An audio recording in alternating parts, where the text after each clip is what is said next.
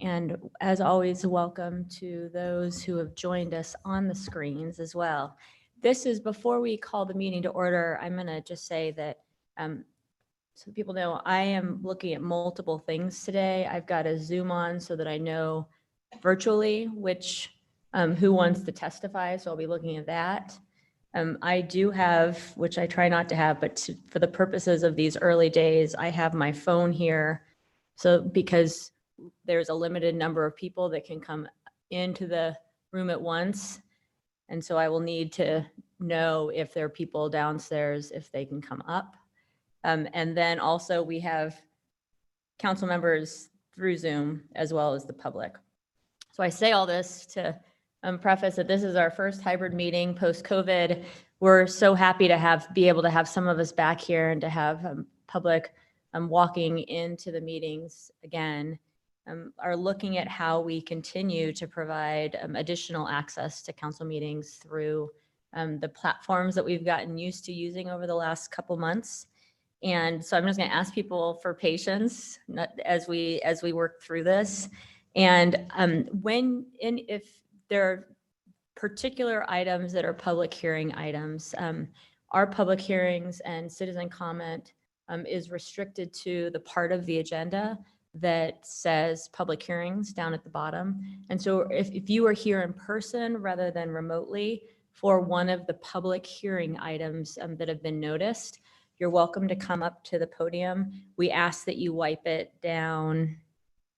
Let's see, wipe off podium and mic, and then you need to walk to the back of the room and then head to the, okay. So after you've testified, please wipe it down and then head to the back of the room so that there's space for the next person to come up.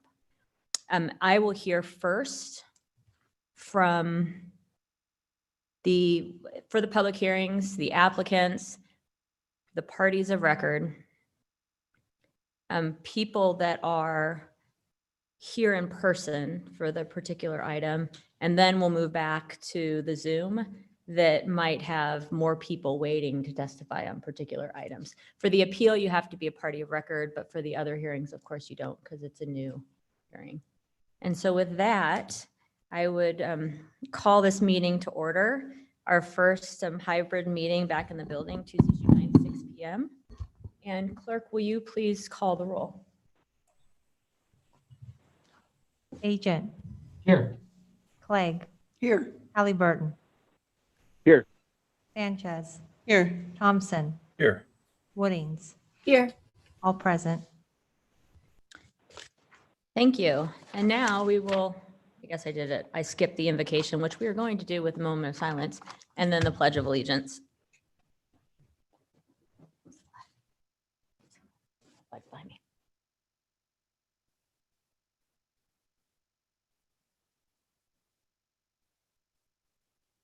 Thank you.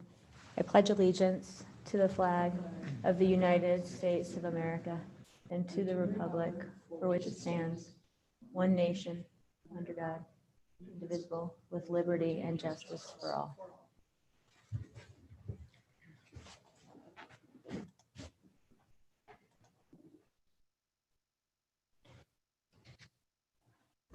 All right, thank you. And now we'll move on to item number 4. Request for approval of minutes from the work session and evening meeting on June 2nd. Madam Mayor, I move that we approve the minutes of the work session and the regular evening meeting on June 2nd, 2020. Second. We have a motion and a second. Clerk, will you please call the roll? Woodings. Yes. Agent. Yes. Clegg. Yes. Halliburton. Yes. Sanchez. Yes. Thompson. Yes. All in favor, motion carries. Thank you. And next up, we have a special business. And first off, the reappointment of Bill Vasconcellos to the Airport Commission for a 3-year term. I did see that Bill was here and had his hand raised, couldn't hear us, but we hadn't started the meeting. So it's my hope that he can hear us now.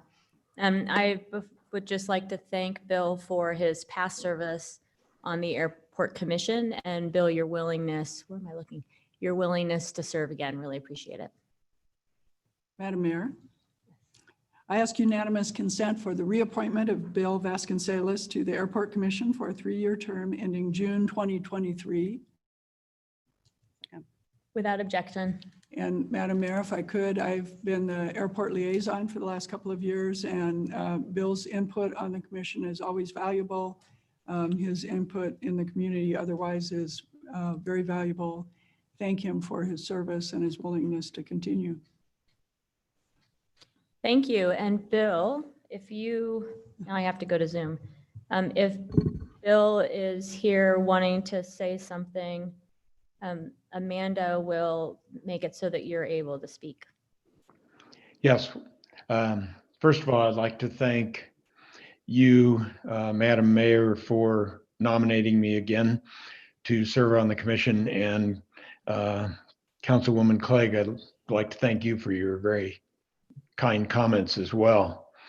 My philosophy has always been to try to give back to the community in a way that I've got a passion for something that I can translate into energy and do some good with it. So I was on the Bogus Basin board for 9 years because I'm an avid skier and my family was into skiing. And I feel the same way about the airport. We've been coming in and out of Boise's airport for almost 50 years since we first moved to Boise. And I can remember what it used to be like when it was really small. And it's grown a lot, and we've got a really good airport manager right now. Secondly, I think that the airport is an economic engine for the community, and we could sure use that right now. So I think that's another interest that I have. And finally, I do a lot of personal travel as well as some business travel. And UBS, where I work, has probably 2 to 3 investment people a week coming in through the airport. So we get a lot of feedback that way. Anyway, for all those reasons, I'm excited to begin a new term, and I appreciate your vote of confidence. Thank you. Thank you so much, Bill. All right. Oh, now I'm hearing feedback because I think my Zoom That is was on. me. Oh, it was you? Okay, all right. So next up is the appointment of Ryan Lee as Chief of Police effective July 1, 2020. And before this comes before you, if all right, Ryan is, I'm not sure how or when we will see him, but he is, oh, there you are. Ryan Lee has joined us. And before you, I just want to say a couple things on this. First off, this was a highly, in many ways, an unusual process in the same way that we're in highly unusual times. And the search for a new chief began late last year in 2019, which feels like decades ago, I'm sure, for many of us. And then we really picked it up this winter in 2020. We had a group that was, looked at a wide array of applications.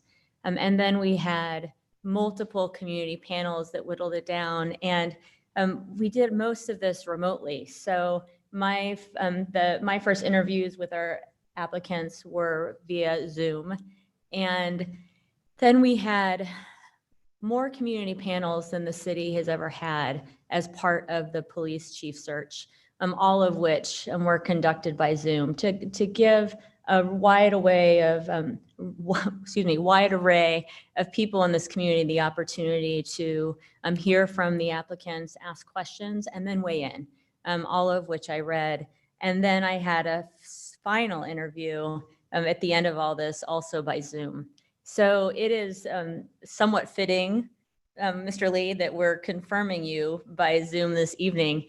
But that process enabled us to look far and wide, and also to have deep conversations about the future of our community, and the involvement of and the importance of having a strong police department with a strong chief that's connected to the community. And I feel that through all of the different panels and feedback we received, we hit what I wanted to hit in this, which was an engaged process with many voices.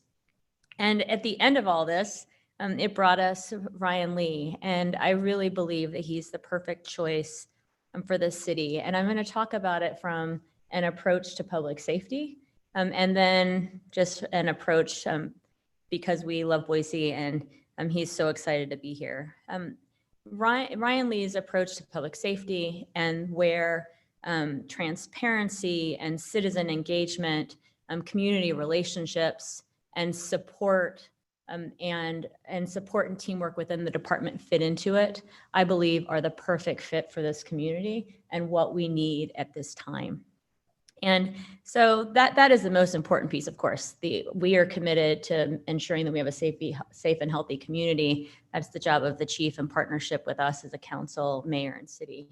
And then, of course, the second piece is that Ryan Lee really is excited to join our community. And I could see it in his eye through the Zoom when I asked him why.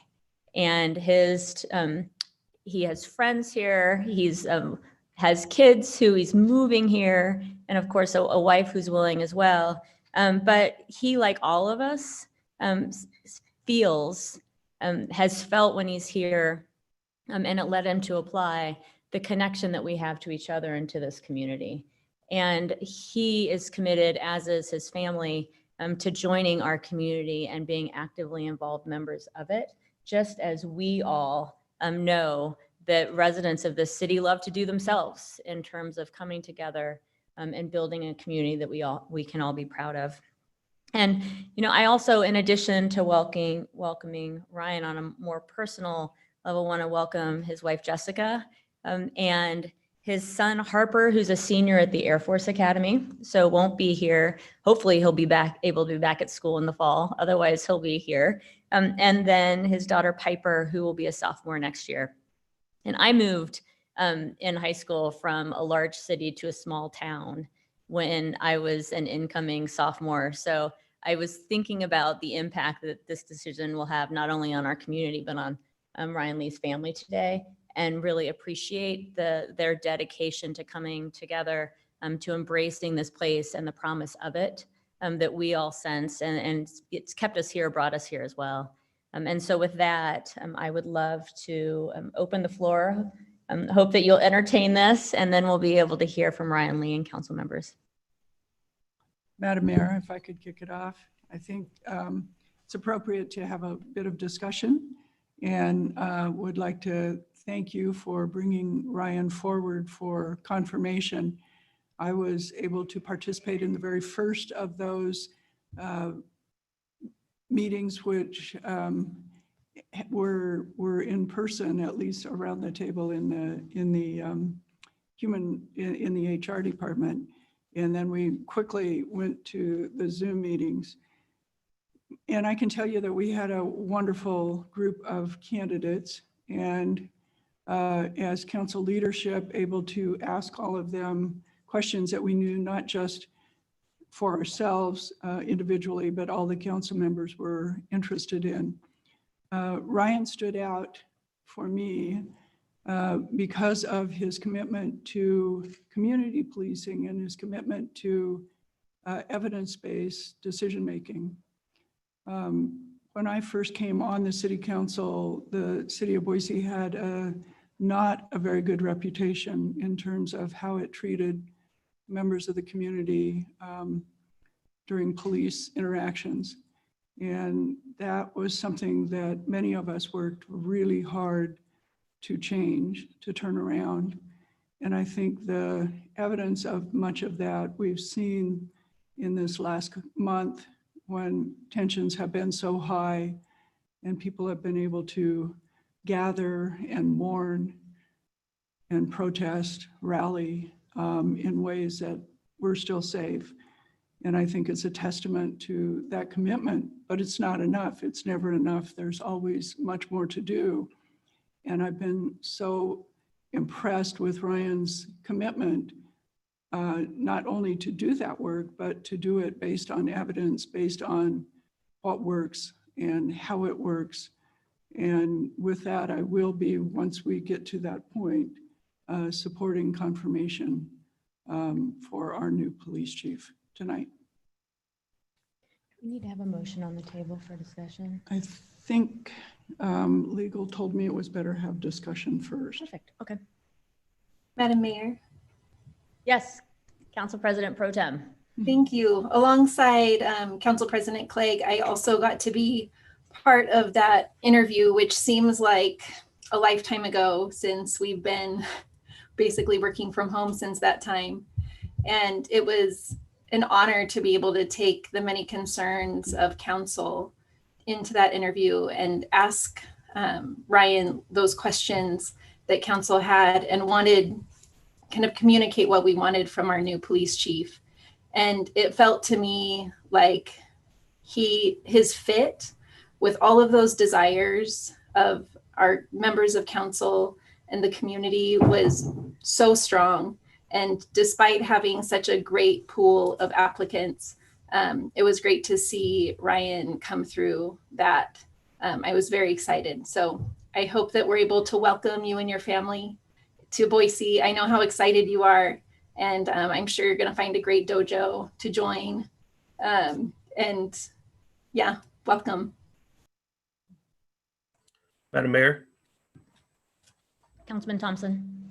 Well, yeah, I want to repeat the same praise to you, Chief Lee. It's going to be great to have you leading our Boise Police Department. I too was able to participate, at least in the interview, when it was down to the final two, and both outstanding candidates. But I got to say, you really stood out, Ryan, and I was extremely impressed with your record, your responses, and your heartfelt connection to this community that already exists.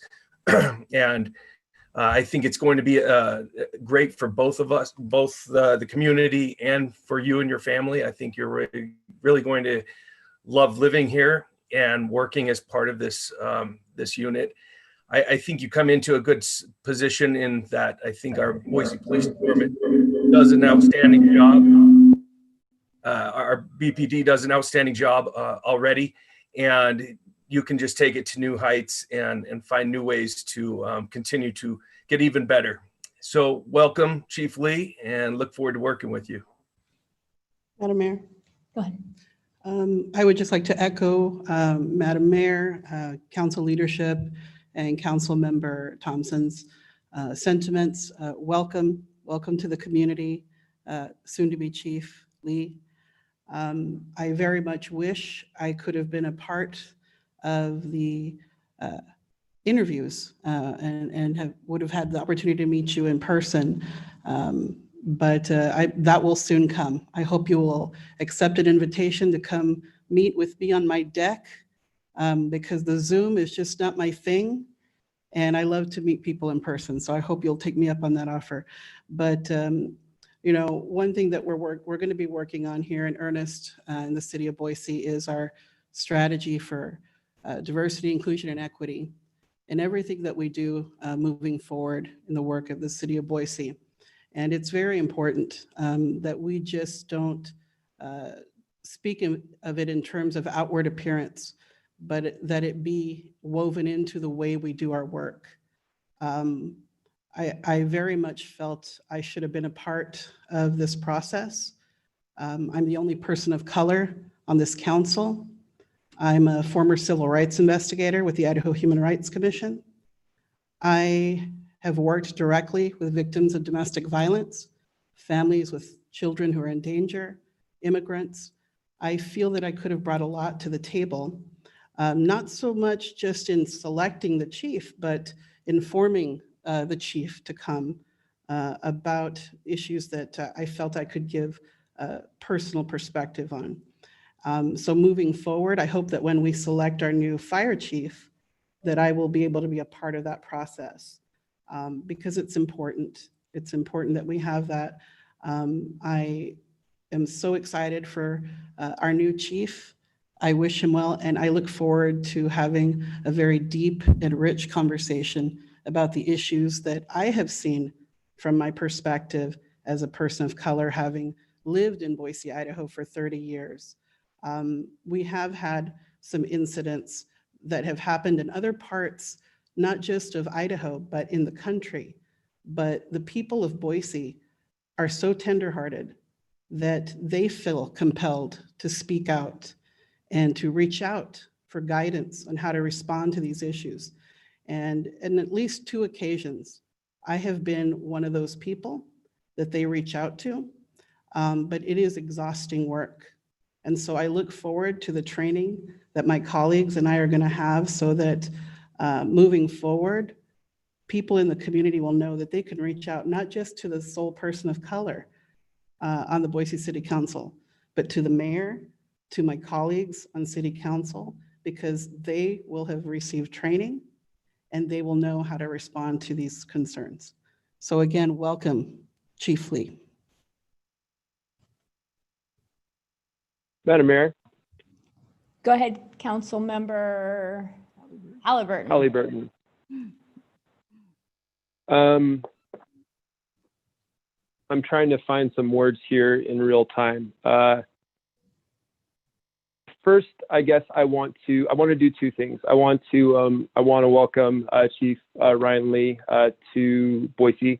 I'll be voting yes today. I think I need to also acknowledge what Lisa just said as well, Councilmember Sanchez.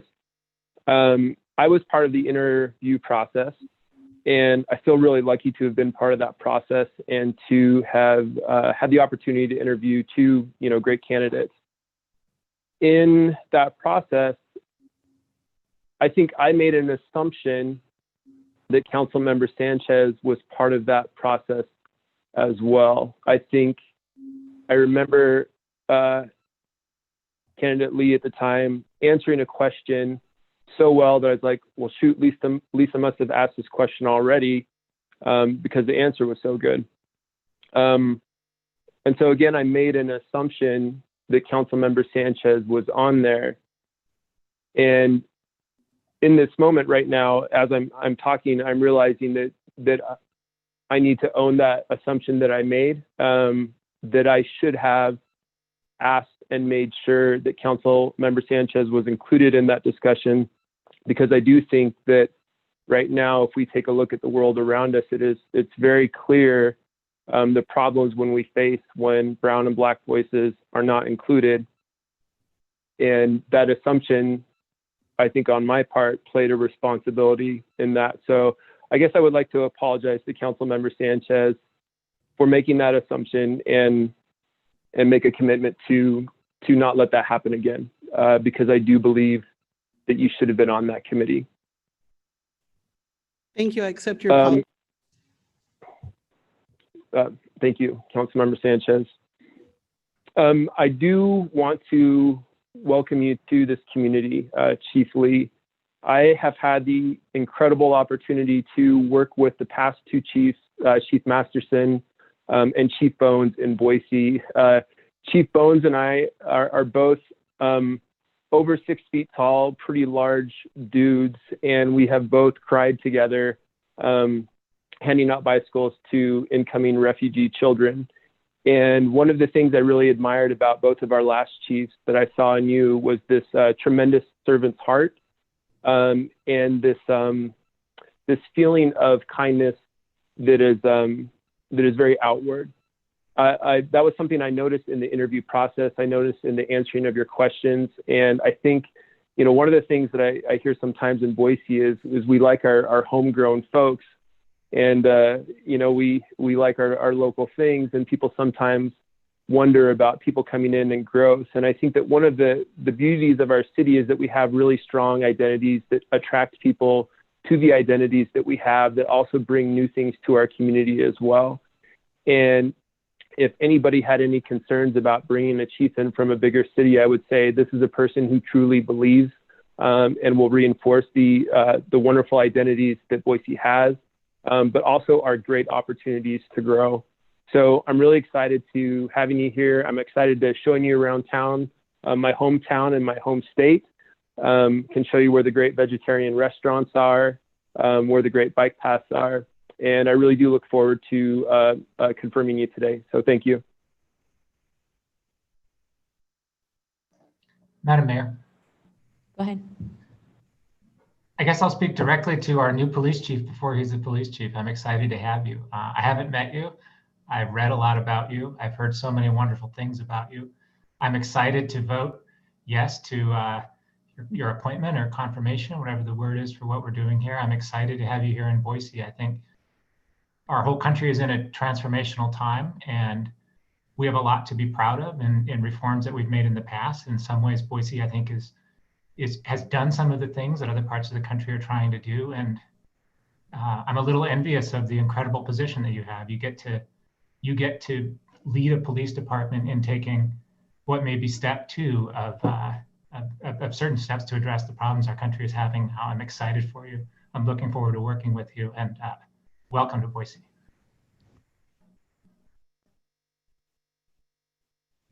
Well, and one more thing before the motion, I want to clarify that Chief Lee, once confirmed, will be sworn in July 1st. And so he will become chief on July 1st, 2020. As we are all doing, he's coming to his new home and then quarantining as requested by the governor and our city, and then we'll be reporting for duty. And after that, we will be able to develop a plan for how our new chief is able to meet with community members and be out and about. Of course, at the same time, meeting his department and people throughout the city. Madam Mayor, I would like to move that we confirm Ryan Lee as the police chief for the city of Boise, beginning on July 1st, 2020. Second. We have a motion and a second. Clerk, will you please call the roll? Woodings, Yes. Agent, Yes. Clegg, Yes. Halliburton, Yes. Sanchez, Yes. Thompson. Yes. All in favor, motion carries. Well, and with that, I will say thank you, City Council, and all who were part of this process, and welcome Chief Lee.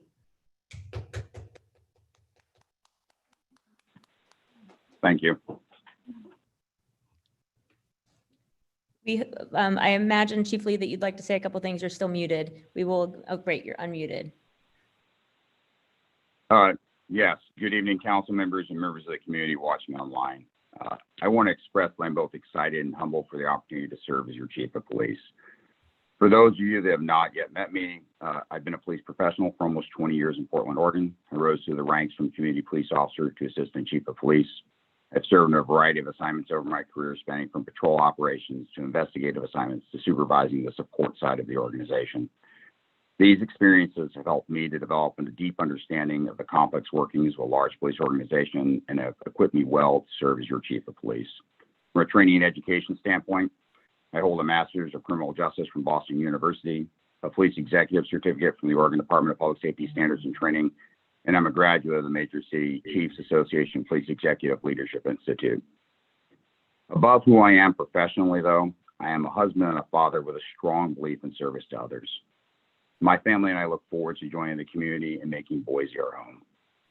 You may wonder why I would step away from a successful career in Portland to embrace this opportunity. The answer is simple. Boise is an amazing place.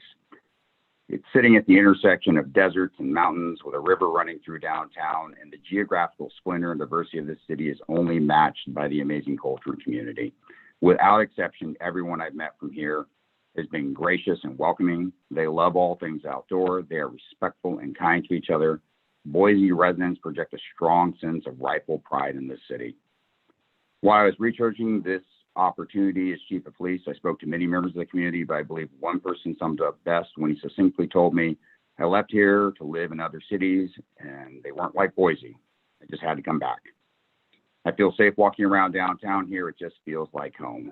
Few places can boast making their residents feel this way.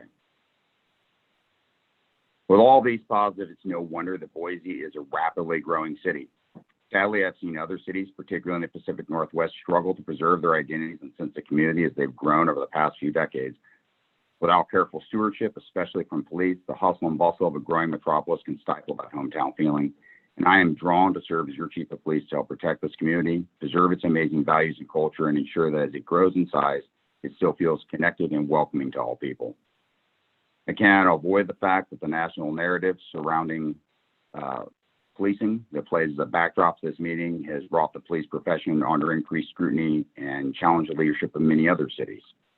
However, the relative civility in Boise, I believe, is a reflection of a police department well known for its community policing approach and its highly competent and skilled membership. I strongly believe that policing must involve and reflect the community, something I know the Boise Police Department is committed to and a value that draws me to it. I look forward to joining the Boise Police Department. It will be a privilege to lead this organization, sustain its strong successes in community policing, and assist it in growing with an expanding city. I'll ensure the Boise Police Department maintains its community connections and accessibility despite the rapid growth of the city. I intend to connect with the membership of the police department, both sworn and professional staff, and help learn and champion their good ideas to continue strengthening the bond between the community and the police. Likewise, I intend to engage and listen to members of all corners of the community to make sure the Boise Police Department is inclusive of all community members and is providing the service the community deserves, wants, and expects. I'm committed to transparency, accountability, and servant leadership. I'm grateful for this opportunity to lead the Boise Police Department in this amazing city. I look forward to the opportunity to learn and work with all of you from council, from inside the police department, and from the community to help learn how I can best serve you as your chief of police. And I thank you for this opportunity. Thank you very much. We look forward to seeing you in person and to swearing you in on July 1st. And I thank you as well for joining us this way tonight. And all of us, I think I can speak for all of us that it'll be a great day when we can all meet in person. Until then, it's been lovely to talk this way, and we really look forward to welcoming you to our really special city that I'd say you were lucky enough to find as well. And you see the value and the wonder of it, and we look forward to sharing it with you. Thank you very much. Okay. And feel free, Chief, you're welcome to stay, but you don't feel like you have to stay to watch the rest of the council meeting. But so you're welcome to zip off, and we won't think otherwise, but thank you so much. All right, with that, Thank you much. We will move on to the consent agenda. All items with an asterisk are considered to be routine by the council and will be enacted by one motion. There will be no separate discussion on these items unless a council member or citizen so requests, in which case the item will be removed from the general order of business and considered in its normal sequence. Madam Mayor, I move approval of the consent agenda as presented. Second. We have a motion and a second. Clerk, will you please call the roll? Woodings, Yes. Agent, Yes. Clegg, Yes. Halliburton, Yes. Sanchez, Yes. Thompson. Yes. All in favor, motion carries. Thank you. Next up, item 6, ordinances. Nothing under the first reading, but we do have 2 on second reading. Madam Mayor, I ask unanimous consent that all ordinances on the second reading calendar be read by number and title only and filed for the third reading calendar. Without objection. ORD-16-20, an ordinance describing the exterior boundaries and annexing property on North Linda Vista Lane into the Boise City Municipal Irrigation System, providing for the construction and operation of the pressurized irrigation system by the City of Boise City Public Works Department, directing the Boise City Clerk to record a certified copy of this ordinance in the office of the Ada County Recorder and providing an effective date. ORD-17-20, an ordinance CAR 19-00004 for property generally located at 8363 West Bogart Lane, Boise, Idaho 83714. Amending zoning classifications of the City of Boise City to change the classification of real property particularly described in Section 1 of this ordinance from single-family residential R-1A to single-family residential and development agreement R-1CDA, setting forth a reasoned statement in support of such zone change and providing an effective date. Thank you. And now we'll move on to new business. Item, what number is that? 10, 9? I don't know. Okay, A, subdivisions. Avar Kadich SOS 20-10. 8, 9, oh, IX. And on here I have the presenter is Leon, welcome. And then we have Ivar Kadich. I'm sorry, I'm probably saying that last name incorrectly. I believe that the applicant has joined us by Zoom. And we have no public signed up to speak on this specific item. Amanda, I'd ask that you let me know if that is otherwise. Leon, go ahead.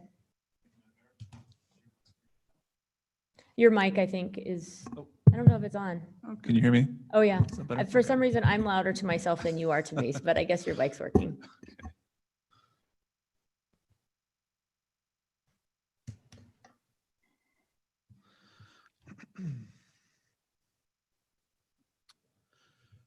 All right. Good evening, Madam Mayor and members of the council. The item before you is a plat note vacation for property located at 2007 South Surrey Road within 3 Mile Creek subdivision. The subject property is located within 3 Mile Creek subdivision at the southwest corner of Surrey Road and 3 Mile Creek Road. Surrounding uses include single-family residences on various size lots. The applicant is requesting to vacate a plat note regarding a bridal plat. Sorry, wow. In person speaking so different than at home. Okay, the applicant is requesting to vacate a plat note regarding a bridle path for lot 25, block 2 of 3 Mile Creek subdivision number 1. This subdivision, which was recorded in 1962, included a plat note depicting a bridle path. The intent of this plat note was to preserve pasture areas for horses. However, the subject property and surrounding area have redeveloped in such a way that the pasturing of horses is no longer really practiced or practical in a lot of ways. Numerous properties of accessory buildings that have been constructed over this bridle path, and the subject property is approximately half the size of other properties in the subdivision as a result of a subdivision completed in 2006 prior to annexation. As such, the applicant requests to vacate this plat note in order to construct an addition to their existing single-family home. This plat note vacation would only impact the subject property and not the other properties within 3 Mile Creek. All reviewing agencies and departments approved the request with standard conditions, and there were no comments received from the public. In conclusion, the planning team recommends approval of the applicant's request. Thank you. Thank you, Leon. Any questions for staff? Madam Mayor? Go ahead. Leon, we've had this subdivision before us before with similar request. I guess, will this just have to happen lot by lot if it continues? Madam Mayor, Councilmember Clegg, yes. I think there was a proposal down on Targhee Street in the past that you spent some time on. And I think that was a 2 or 3 lot subdivision, but yes, it will be a case-by-case basis. There are some people that, as you're aware, still want to keep what's there. And there's some folks who've already begun to construct things that are slightly different. So this is the process they go through in order to comply with the building code and planning. Thank you. Thank you. And now we will hear from the applicant. Madam Mayor, Yes. I am not seeing the applicant on the list, so if he is on, if he could virtually raise his hand. Is the applicant here in person by chance? No. All right.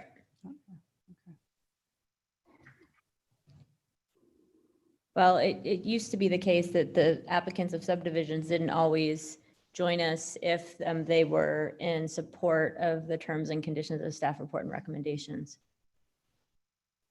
So I would ask that the record reflect that the applicant is not with us. And with that, unless there are other questions now from staff or from council to staff, a motion's duly before us. Madam Mayor, Yes. I move approval of SOS 20-10 Boise City vacation of plat note, Ivar Kadich, 2007 South Surrey Road. Second. We have a motion and a second. Clerk, will you please call the roll? Woodings, Yes. Agent, Yes. Clegg, Yes. Halliburton, Yes. Sanchez, Yes. Thompson. Yes. All in favor, motion carries. Thank you. All right, next up we have SOS 20-16, the Boise City Vacation of Plat Note and a Public Utilities Easement. Leon, again, is the presenter. And then just so you're ready, we have Ted Martinez as the applicant. And will you please raise your hand so that Amanda can give you access to the Zoom, and Robin Lockett is listed as a member of the public who wanted to testify on this specific item. If there was anyone else that has something to say about this vacation of plat note and easement, please let Amanda know through the Zoom by raising your hand, or members of the public. Go ahead.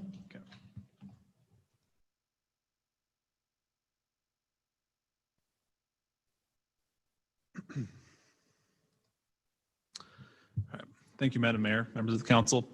The item before you is an easement and plat note vacation for two properties located at 8601 and 8607 West Sloan Street within Eagle Hawk subdivision.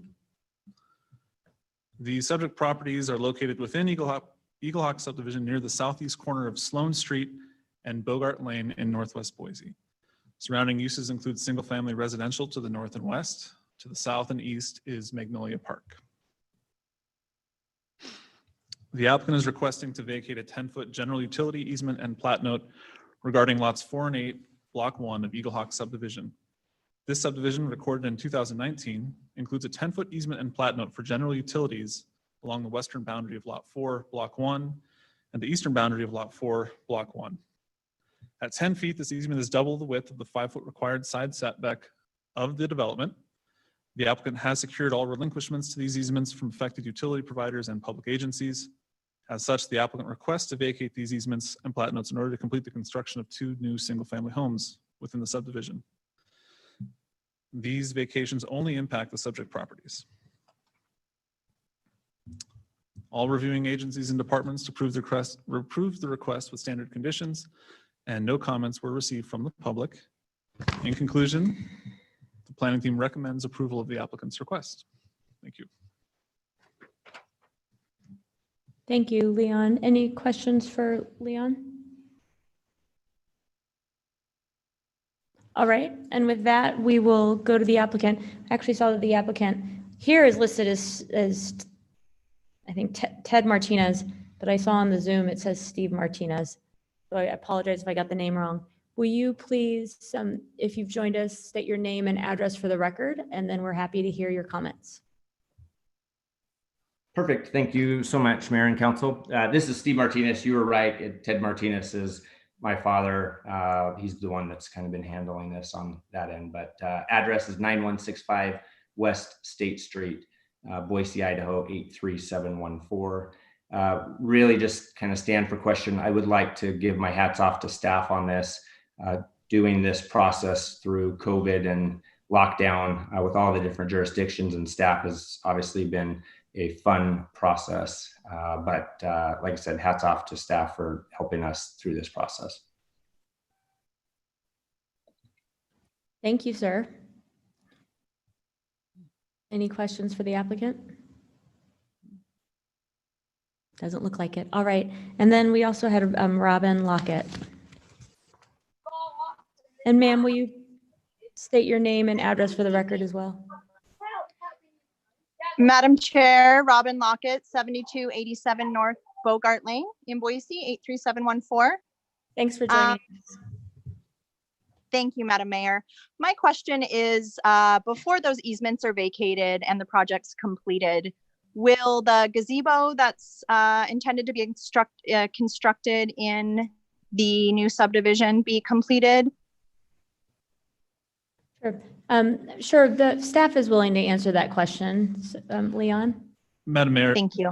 Although the gazebo is not located anywhere near these properties, those improvements have been bonded for and are required to be installed prior to, the completion of the development as a whole. And it's similar with any subdivision. We allow bonding for those types of improvements to, again, allow construction permits and other things to be issued. So they have followed city process in handling those improvements, and yes, they will be installed and are required.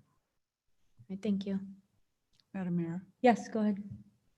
perhaps we could ask the applicant the timing on that.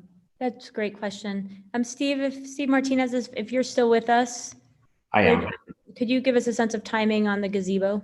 Gazebo's going in now, so concrete will be poured tomorrow on the foundation of the gazebo, and the steel for the gazebo is being fabricated as we speak. So yeah, that's as is everything in the subdivision will be finished there at the end. So.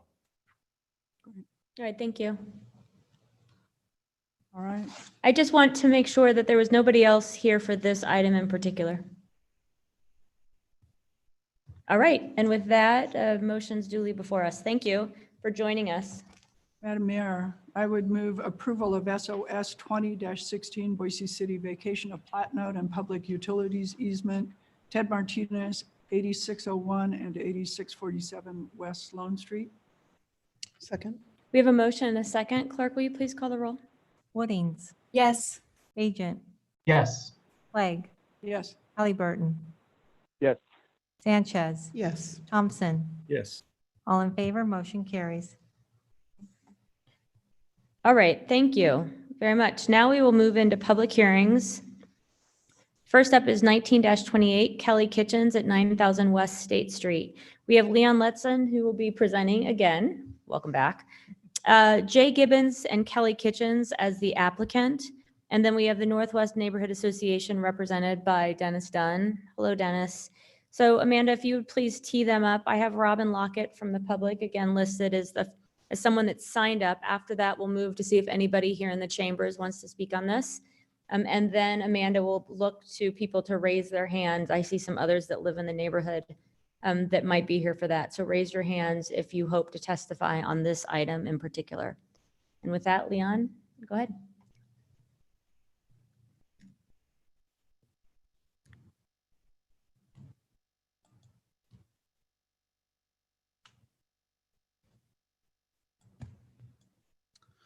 All right. Thank you again, Madam Mayor, members of the council. The item before you is a rezone from R1A to R3D of 4.3 acres located at 9000 West State Street in Northwest Boise. The subject property is located on the north side of State Street between Bogart Lane and Duncan Lane. The surrounding area is comprised of single-family homes on various size lots to the north, east, and west. To the south is a mix of commercial and residential uses located within Garden City. The requested rezone to R3D is compatible with surrounding zoning in the area, which includes varying intensities of residential to the north, east, and west, as well as commercial zoning to the south. The subject property is designated mixed use and within 1 mile of a community activity center located at the intersection of Glenwood Avenue and State Street. Furthermore, the property is anticipated to undergo significant new development based on Blueprint Boise. Regarding the proposed density of the project, it calculates to 13.9 units per acre, which is well below the 43.5 units allowed with the R3D zoning. However, rezoning to R3D preserves the opportunity for additional infill density if so desired and appropriate in the future. This is something the planning team considered thoroughly, particularly as it relates to supporting the long-term goal of the city for transforming State Street into a multimodal transit-oriented corridor. I'll briefly touch on the PUD, which was approved. The associated PUD, I'm sorry, Leon, did you say that was approved? Yes, it was Okay. approved and not appealed. So yes, the associated PUD was approved by Planning and Zoning Commission and was not appealed. It consists of 60 multifamily units designed in a 2-story townhome style, which is compatible in design and product type with much of the newly constructed housing in the area. The project complies with all of the dimensional standards of the proposed R3D zone, as well as the requirements for PUDs of this size and nature. One amenity particularly worth noting for the project is a 10-foot wide publicly accessible pathway along the western portion of the property that will be discussed in a bit more detail on the following slide. Although there is no public right-of-way proposed for the development, staff did do a connectivity index review due to the scale of the project and the potential redevelopment of adjacent properties. The connectivity index score is 2 for this project based on 8 links and 4 nodes, as pictured on this slide. The city considers a score of 1.5 or greater to be acceptable. This calculation does include 3 private service drives the planning team has requested be stubbed to the north and east. As previously mentioned, the project also includes a 10-foot publicly accessible pathway along the western portion of the property, pictured here in green. This pathway has the potential to connect to other pathways in the area as redevelopment occurs to establish a greenbelt-like connection between State Street and the Boise foothills. And so I'll orient you to this property here, which is the site of the Prominence development that we looked at earlier in the year, excuse me, which does include a series of pathways. So another piece to that puzzle, so to speak. All reviewing agencies and departments approved the project with standard conditions. Comments from the public focused on concerns regarding the intensity of the rezone, the density of the project, its design, and impacts to public services and infrastructure. As detailed in the staff report and highlighted in this presentation, the planning team finds the applicant's proposal to be consistent with the standards of approval, including our development code, Blueprint Boise, and comments and requirements from all reviewing agencies and departments. In conclusion, the planning team recommends approval of the rezone as forwarded by the Planning and Zoning Commission. Thank you. Thanks, Leon. Any questions for Leon? Madam Mayor. Go ahead. Thank you, Leon. So a couple of questions. First of all, as I look on both our map and the parcel map at Ada County, the right of the easement that appears to be over what used to be the canal running north ends at 9075 West Steve Street. I'm presuming that the plan that you showed that the potential for a pathway would somehow get over to Rodney Avenue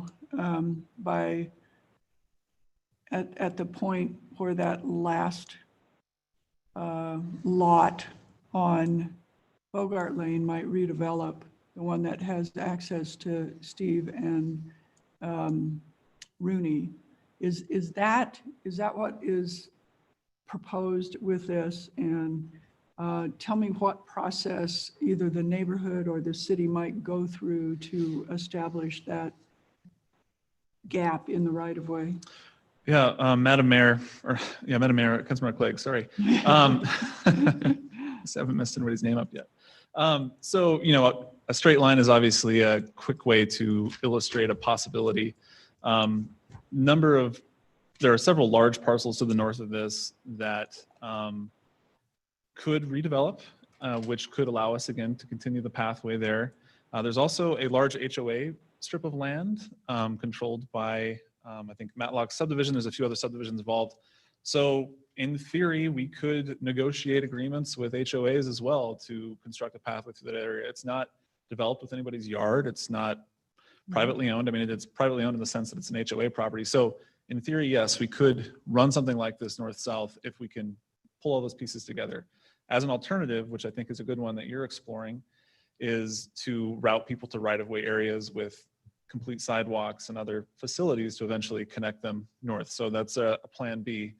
In terms of how we would go about that, it's clearly a conversation with the irrigation district, and they're already willing to participate on this project, and they have with Prominence as well. And it's a conversation with the HOAs to see if they're if they would be willing to work with us to also allow these pathways. And then any redevelopment that occurs, again, on I think it's 6 or 7 very large parcels to the north, the city as a part of that process could require a pathway similar to what we're seeing with the proposed project here. Follow up if I could. Of course. So Leon, I think what you're saying is the subdivision to the west, Millbrook, or I can't remember what it's called, we did not require that common lot over what used to be the canal be preserved as pathway. We would have to negotiate that now. Correct. Yeah, we'd have to go back and try to figure that out. Thank you. Second question then, if I could, and I don't know if we can do anything about this because I think the PUD has been approved and not appealed. Is that what so I want to understand this process. Right now, the PUD shows private service drives and you show a number of potential links to those private service drives. But unless we've changed our ordinance, we can't provide a vehicular link over a private service drive to an adjoining property. Is that correct? Madam Mayor, Councilmember Clegg, ITD has and ACHD both have supported our request to stub these private streets to the property edge. In fact, there's a design review application pending right now, which shows that they've actually completed that enhancement to a certain extent. So We, as staff, spent a lot of time talking to ITD and ACHD about the potential for public roadways here to try to resolve the very issue that you're identifying. It unfortunately didn't go anywhere, largely because there was a discussion about a much larger need for a master planning effort of connectivity in the area. So as our backstop option, we requested again the applicant to stub these service drives so that when we do see the redevelopment of these very large parcels, which seems to be likely at some point in the future, we can make this happen. We are also requesting cross-access be granted to those adjacent parcels so that we can make them work together.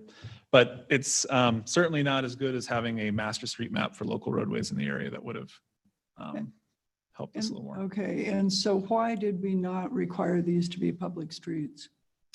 That was at the request of ITD, which was unwilling to have the potential of that many trips come through the site. That's the ITD letter is much more streamlined than what the conversation actually was. But it had to do with access management to State Street, the type of access they would approve, and the effort of ACHD and ITD and the city to try to come together, which, as I alluded to, it didn't happen as well as we probably would have liked. Madam Mayor. Go ahead. So Leanne, was this any input from the neighbors feed into that? Regarding the adjacent properties? Well, there was no master planning effort, which I think would have been appropriate and certainly would have included those neighbors. But no, there was no direct outreach to them to try to do a master planning effort. Again, it was something that we tabled the item at P&Z for a while to try to get there, and there was really no interest from our partner agencies in having public roadways in this area of the city or through this site. Thank you, Leanne. Thank you. Well, that gives us something to do in the future. Right. Those were the questions I had. Thank you. Are there other Madam Mayor. Yes, great. I can't see you, so I'm not sure who that was. Was that Councilmember Thompson? Councilmember Halliburton. Oh, sorry. I always confuse the two of you's voices. Sorry about that. It's because I got my hair cut. I can't see you. So Cody, just a couple of questions. So Council President Clegg talked about this a little bit, but there's a canal on the west side, a canal on the south side, a canal on the north side. It's almost an island surrounded by some of these canals. My question is about the Boise Valley Canal that runs parallel to State Street. The property to the west, or the subdivision to the west, I can't tell from the map, but it appears that there's either a crosswalk or a path that's between the canal and the housing. And I'm trying to look at the map and the kind of proposal here to see if there's anything that connects all the way, because I think eventually that goes over to Duncan Street. And so I'm wondering if there's a way of connecting those paths together, or if that's actually a path. Madam Mayor, Councilmember Halliburton. So there is. Oh, sorry, Leon. Yeah. That's right. There is sidewalk proposed on the backside of the canal for this development. So it'll be a very detached sidewalk in that regard. And it will connect with that existing subdivision to the west to create continuous sidewalk from this development over to Duncan Lane. So I don't know if that answered your question, or if there are other pathways that you were inquiring about. Madam Mayor, Leon, no, that was the question about that one, and I appreciate that. I just couldn't see on the development map here proposal if there was a sidewalk there or not. My other question was, I was looking through the project report, and just a question about some of those other laterals on the property. I know that the city of Boise and the Northwest Neighborhood Association, when they put together a plan a while ago, they had mentioned about trying to tile as few of those canals and to leave those daylighted as possible. And so I was wondering if you had any information about why it looks like what I'm seeing in the project report, that a lot of those are going to actually be tiled and covered. Sorry, Madam Mayor, Councilmember Halliburton. Yes, to answer your initial question, there are many laterals, ditches, and canals that cross this property. The one on the west side and why that's being tiled is basically at the request of Boise Valley Irrigation Ditch Company to allow a pathway through that area. It's been a back and forth conversation about the size of their easement, where improvements can occur. And the applicant will be able to give you more information on this as well in terms of their conversation. I personally spoke with Boise Valley Irrigation Ditch Company even today. I feel like my mic keeps going in and out or something. Sorry.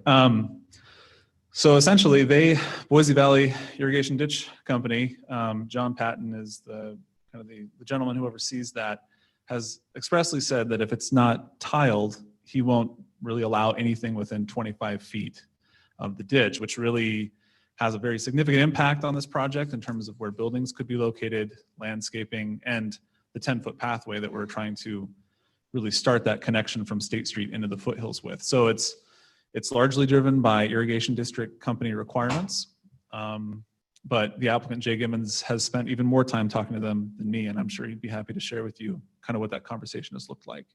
As for the other ones, again, I believe most of them are being tiled, and this again is at the request of the irrigation company.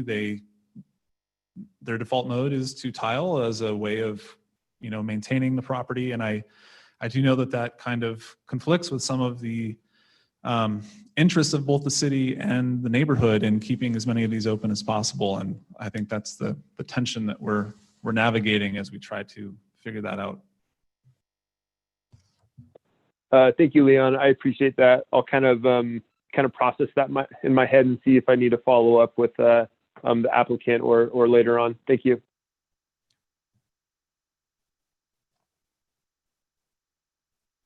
All right, if no other questions for staff, Jay Gibbons, and I'm not sure if Jay, if Kelly Kitchens is listed because you're representing Kelly Kitchens or if it's the two of you, so I'm welcome. I see somebody listed. Oh, I see Dennis Dunn, but you're next, Dennis. And I see someone named Kelly Kitchens. Is it Kelly is Kelly Kitchens your name or is Kelly Kitchens your business? That's my name. I'm sorry, it's your name. Okay, all right, come on up. Well, I guess welcome to the Zoom. I think Jay is speaking first. Oh, I still don't see Jay in photos, so I thought it was just you. Sorry about that. Jay, go ahead. Madam Mayor, Council, I appreciate the opportunity to be here. Make sure you can hear me at first. We can hear you. All right, there you go.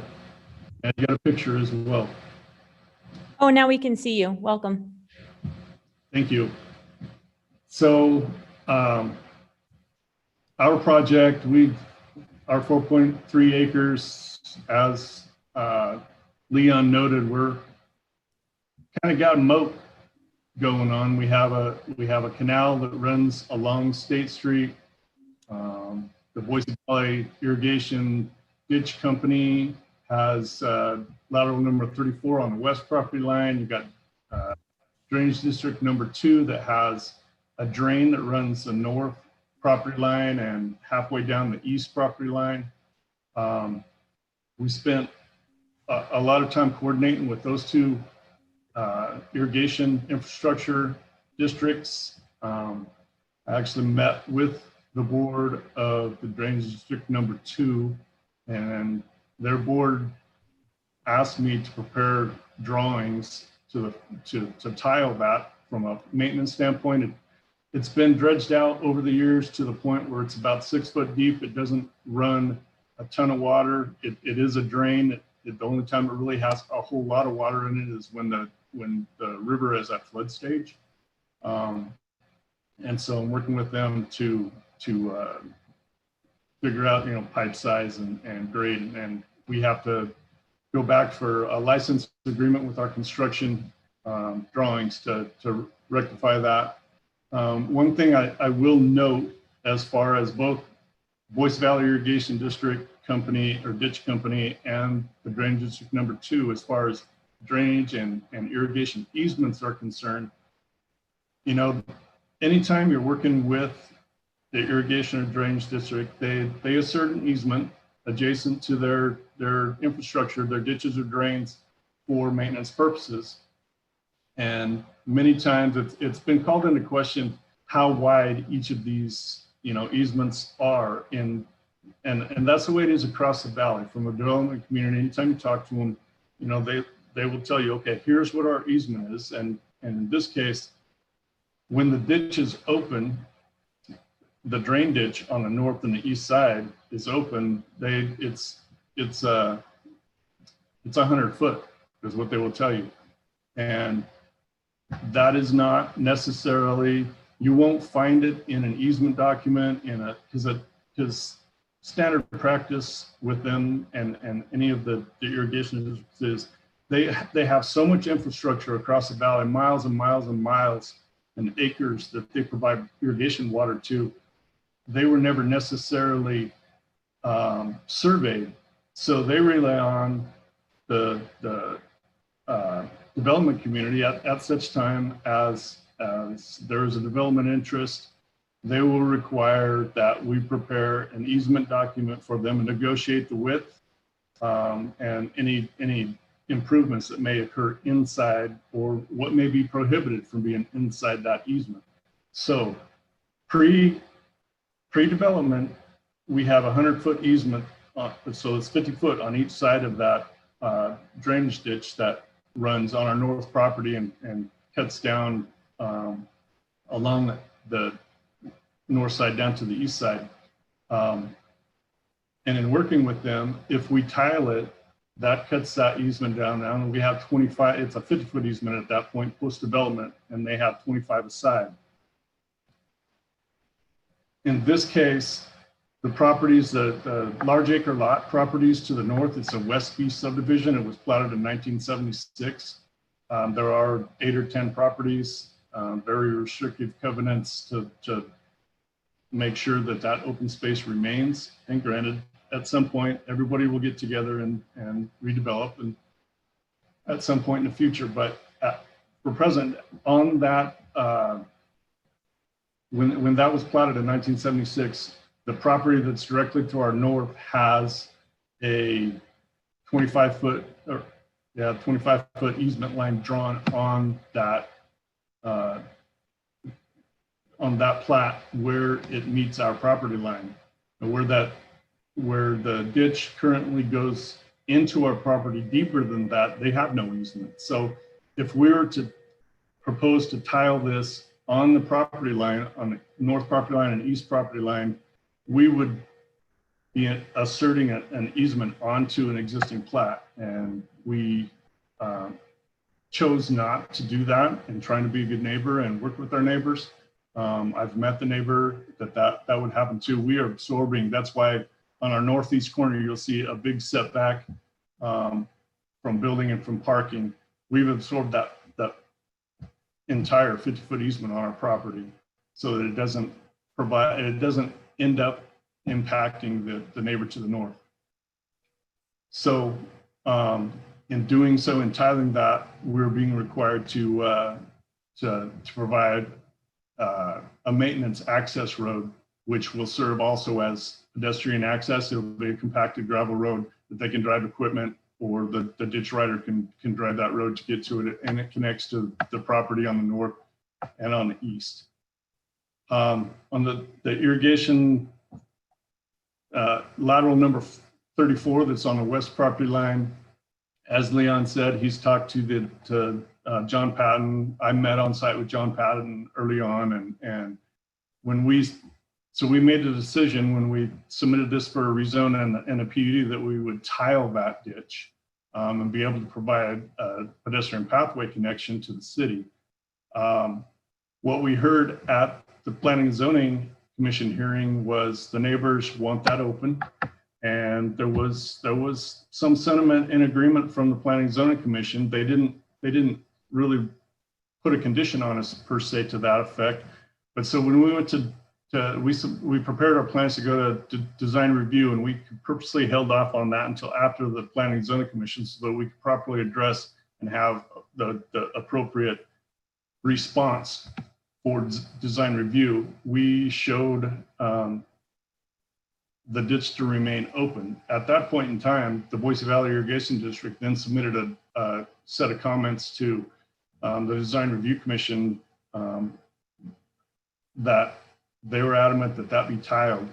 And if it wasn't tiled, then we can't put anything, a pathway or improvements, a buffer, more landscape buffer inside that 25-foot easement. If we tile it, the easement goes down to 10 foot on a side, and that allows us to then provide the pathway connection the city requested and have a heavier landscape screening fencing on that side.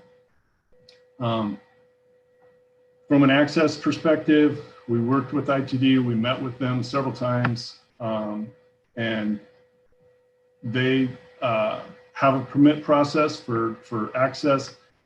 They did a warrant study. We provided a warrant study showing that 60 units did not warrant an extra deceleration lane. And so what the ITD said was, come back to us. We need to get you through the permit process for access. It needs to coincide or line up with Arnie Lane, which is on the other side, on the south side of State Street. So we've shown that. And currently there are 3 bridges that cross the canal that runs parallel to State Street. They're adamant that those 2 of those 3 be closed, and basically we build a new one for our main entrance. But there's one that the neighbor, the easterly property, utilized when their bridge caved in a couple of years ago, and so they started using an existing one that's actually on our property. We have Kelly Kitchen has worked with that owner. We are going to provide that one of those accesses that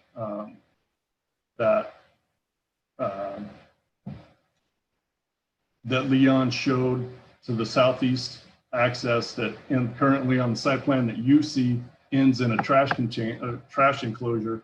We moved that trash enclosure and extended each of those proposed connections to the property line. And so the property owner to the east will have access. That allows us to take out that easternmost bridge over the canal and provide and actually comply with what ITD has requested. We have not submitted for the permit yet. ITD requires construction drawings as part of that permit application. So we need to get through the entitlement process with the city, and that includes city council and the rezone, and subsequently the design review committee hearing, which is actually tomorrow night, in order to really have all our ducks in a row. We have gone forward with construction drawings, so we're prepared to do that following decisions in the next 2 evenings.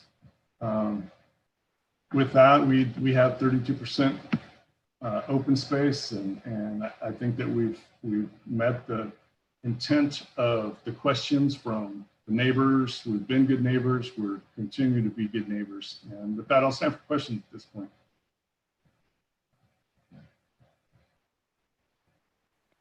Madam Mayor. I'm going to do it again. Was that Councilmember Halliburton? Halliburton, yeah. Okay, great. Jay, I just wanted to say thank you for kind of providing that backstory with the canals and the irrigation districts. It sounds like it hasn't been a short, easy discussion and that there's been a lot into it. So thank you for providing that information. Madam Mayor? Yes. Jay, I do have a question for you. Are these, how big are these units that you're building? I'm just curious. Madam Mayor, Councilman Clegg, these units, so we have a series of 6-unit buildings and 2, 3, 8-unit buildings. They're actually more or less built as 2 units. They so I can't remember exactly the square feet. They may be, so they're townhouse style apartment. They're 2 stories, living area. I mean, the living area is on the ground floor, and then you have the bedrooms upstairs. They're 2 and 3 bedroom apartments. Square footage, I want to say probably 1,500 square feet. They're about They're about 1150 for the 2 bedrooms and Okay. 1375 for the 3 bedrooms. Okay. Thank you. And then will they be sold to investors, sold as duplexes? I'm just curious again. I'm not, we don't control that, we don't regulate it, but trying to get a sense of the housing market and what's available for people who might be looking for something along that size. Yeah, we plan to, this is Kelly Kitchens. We plan to hold. It's an apartment complex, and so we can't sell each of them off individually. It's all one unit development. Thank you. Appreciate that. All right, thank you. Kelly, did you also plan to testify? Do I have to testify now, or could I testify toward the end? Oh, no, you could take the rebuttal, the closing arguments if you'd like. I'll do that if I need Okay, to. great. All right, then next up we have the Neighborhood Association. Dennis Dunn, welcome. Good to see you.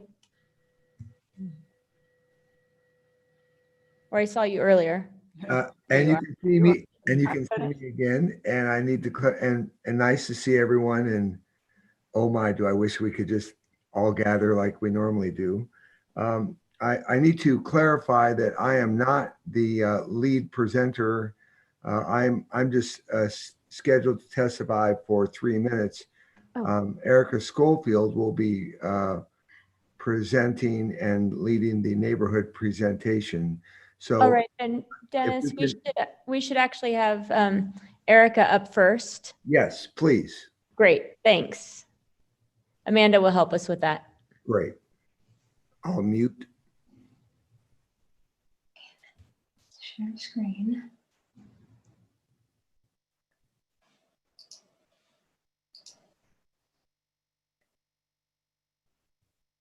We see your screen, Erica. Okay, do you see the notes at the bottom too, or just the main slide? Oh yeah, we can see the notes. Okay, so I need to put it on full screen.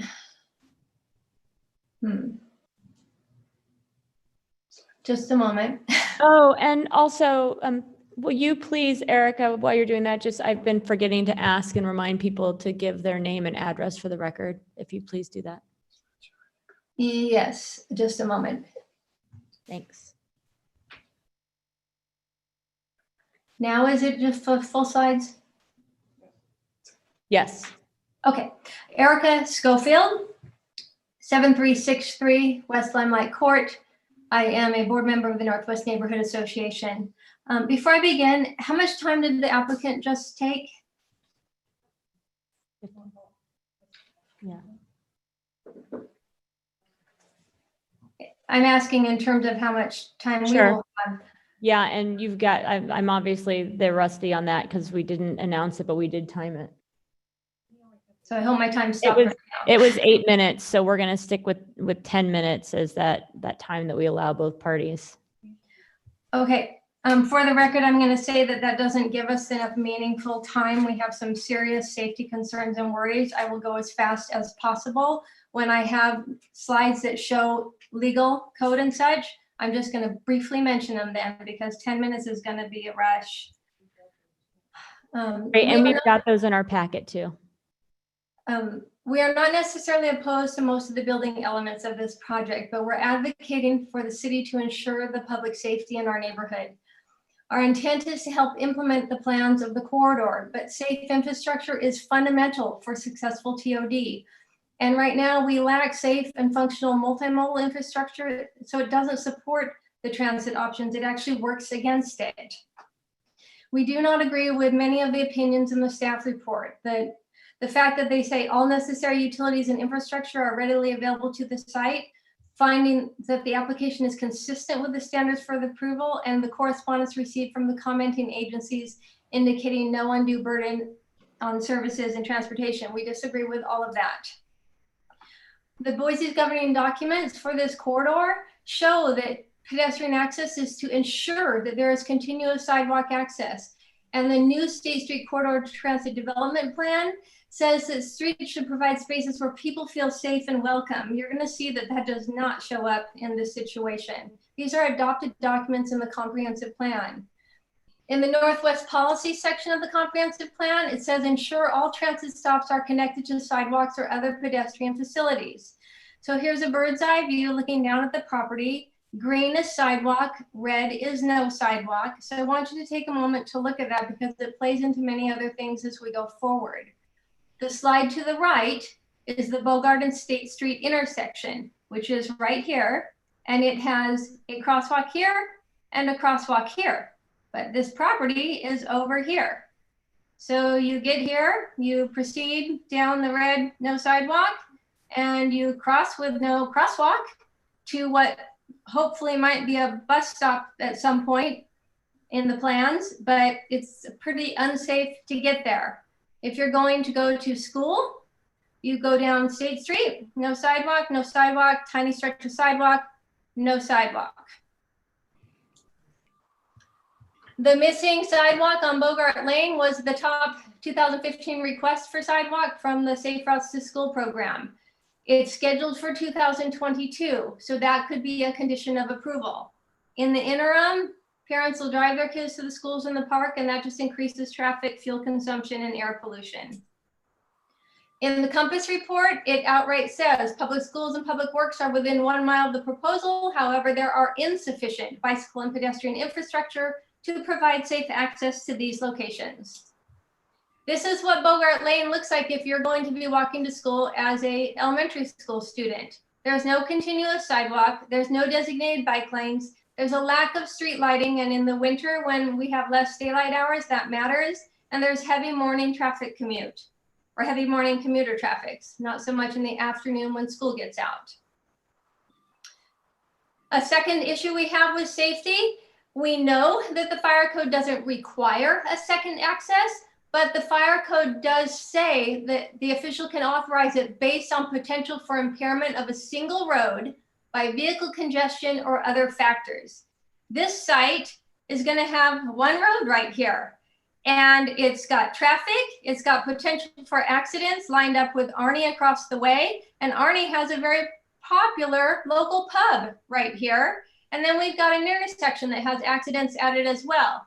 And the main point and concern is that first responders can't put out a fire, rescue a patient, or otherwise conduct emergency operations unless they can actually get to the emergency. So if they can't get in right here, good luck.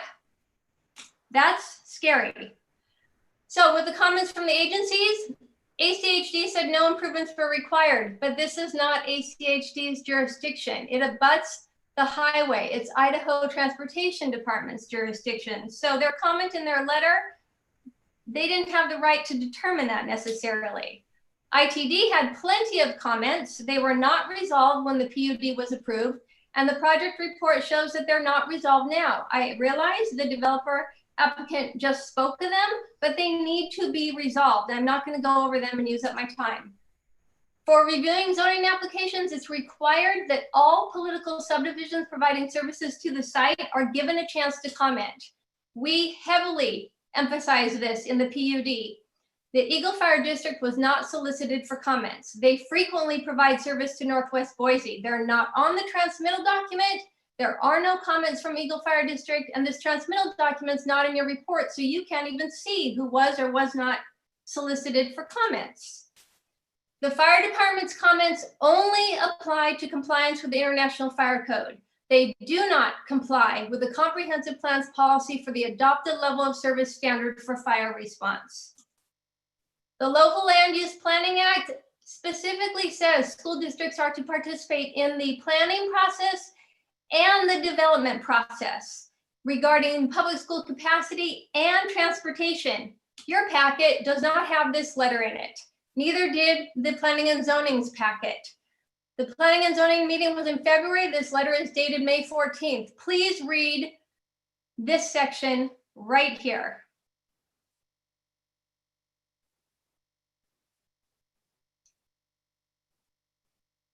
Now let's see what it looks like out on that street.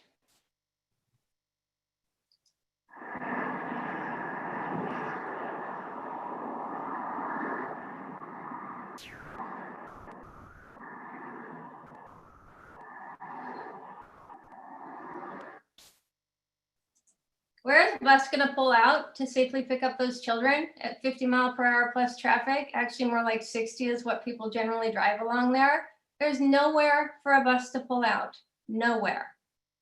We also believe that there are undue burdens and adverse impacts. The factual information, the factual evidence of the fire response data is never included in these analyses, even though the comprehensive plan policy says maintain adequate staffing levels and continue to improve response times. We're not improving response times. We're getting worse, and we're putting the entire city at an increasing risk for harm. Here's the data. We were within our standards in 2004. We've grown tremendously. Last year, it shows that we have an average 7-minute, 12-second response time. That's not safe. It's not safe at all. And the adopted level of service standard comes from 2 ordinances. It's not just a policy that was made up because it sounds good. The Compass comments reinforce the fact that the nearest fire station is not within the response standard, even though the comprehensive plan says require adequate public facilities and develop them and maintain them according to the standard. And note here also, it says the nearest police station is 2.5 miles away. That is the Eagle Police Station. The burden on the Eagle Fire District is real. Last year, from November 2018 to November 2019, they provided 339 responses into Boise and NACFR's turf, which Boise is joined with. Eagle received 47 responses. It could be said that the Eagle Fire District taxpayers are subsidizing Boise's growth. And rezones adversely impact other properties. In the Planning and Zoning Commission meeting for prominence, the fire chief or the fire department representative said that as you add more units without adding capacity, you're just slowly going to increase the facts that concurrent calls come in, which means someone gets a longer and longer and longer response. Finally, with the procedures and decisions, you are supposed to rely on the standards and so forth. I'm not going to go over this, you know this. The rezone decision criteria is supposed to be in the best interest of the public convenience and general welfare. I want this to be noted in the record. When this area was annexed, this criteria actually said, provide and maintain sufficient transportation and other public facilities and will not adversely impact the delivery of services by any political subdivision providing services. That was the criteria when we were annexed. The criteria now means the same thing, but it's vague. There is ample evidence that undue burden and adverse impact exists. There's strong factual evidence that we do not have the public safety infrastructure nor the funding to support a rezone to higher density at this time. We ask that you use your power, your duty, and your obligation to mitigate the burden on the system and the adverse effects. You can use the phasing aspects that are allowed in the code. Here are some of the things that we would like to see. Condition the approval based on a fully constructed connecting road to Bogart. It shows that on the schematic, but it's not guaranteed right now. This would resolve the school transportation issues because those children could walk that road and connect to the Colson apartment complex, and then all those kids could be picked up in one place. They could also have a secondary fire access through that road. Sidewalks all the way down Bogart Lane, that's scheduled on ACHD for 2022. Additional crosswalk at State and Bogart so that when and if a bus stop and a bench and a shelter are available there, that someone can safely cross. Resolve the issues with ITD and secure a compensation-based automatic aid service contract with the Eagle Fire District. Right now, relying on mutual aid and a fire response list is not what this area was annexed based upon. Thank you. Thank you, ma'am. Any questions for Ms. Schofield? All right, before we move into those of you that have raised your hands digitally, are either of you in the audience here to testify on this? Nope. All right. So why don't we, let me look at the list. Dispense. It's taking me a minute to pull it up. All right, I see Dennis, why don't you go ahead, because I think you're still in the I am. panelist mode. And then after Dennis, welcome back. I see Steve Martinez and Brent Coles have their hands raised. Go ahead, Dennis. Okay, thank you. Good evening, Madam Mayor, members of the council, and to the audience, as well as the developers. My name is Dennis Dunn, 8940 North Duncan Lane, Boise, Idaho, 83714. I began serving students as a teacher and coach in 1979 in Blackfoot, Idaho. Since that initial outing, I have served as a counselor, teacher, school administrator, and for the last 12 years, serving and supporting Idaho educational leaders as a leadership consultant. I have worked in Idaho, Alaska, and Panama City, Panama. Although I have been in various settings in different parts of the world, there is one constant in working with students and their families. Parents and their families want, in fact, they demand two things: that their child is safe and that their child is taught well. You will notice that student safety is the absolute first priority. Student safety starts with the child getting to school in the morning, or at least in normal non-COVID-19 times, and hopefully we'll get back to that soon. The proposal before you does not answer a fundamental question. How will these children safely navigate getting to school? The Boise School District letter, which Erica referenced, of May 14, clearly expresses serious concerns and asks for a bus pullout area for the students living in the proposed development. To date, we have not seen or heard of any plan to accommodate this request. This project does not meet one of the mayor's stated goals of a safe and livable city.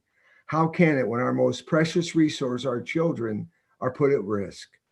This project does not meet the criteria set forth in LALUPA. 67-6502 states that the purpose of this act shall be to promote the health, safety, and general welfare of the people of Idaho. Again, when our children are at risk, this is not in place. Most importantly, this project does not meet the standard of answering this question. Would this be good enough for my children, my grandchildren? I ask you this question. Would this be good enough for your children, your grandchildren, your nieces, your nephews? We simply cannot continue to promote development without the appropriate infrastructure in place. As more and more recently annexed Boise is considered for development, this situation before you will come up again and again. Will you make the difficult yet appropriate decision to hold on development until it can be done responsibly? These are difficult and challenging times. I appreciate your service and ask that you take the bold step to deny this development until fundamental health and safety concerns can be addressed. Thank you. Thank you, sir. All right, next up we have Steve Martinez. Madam Mayor. Yes. Robin Lockett had signed up in advance on this one as well, so I don't know if you wanted to have her go first. I would like to do that. Thank you, Amanda. Sorry about that, Robin. Thank you, Madam Mayor. No apologies needed. Robin Lockett, 7287 North Bogart Lane, Boise, 83714. Two things. Please leave that north-south ditch open. It's simple, period. Leave that open. Number two, I want to call into question the north future access point on the plat that was shared by Mr. Letson. Those are by the private property rights of the members of the Westby subdivision. They're very old and they're very legally binding.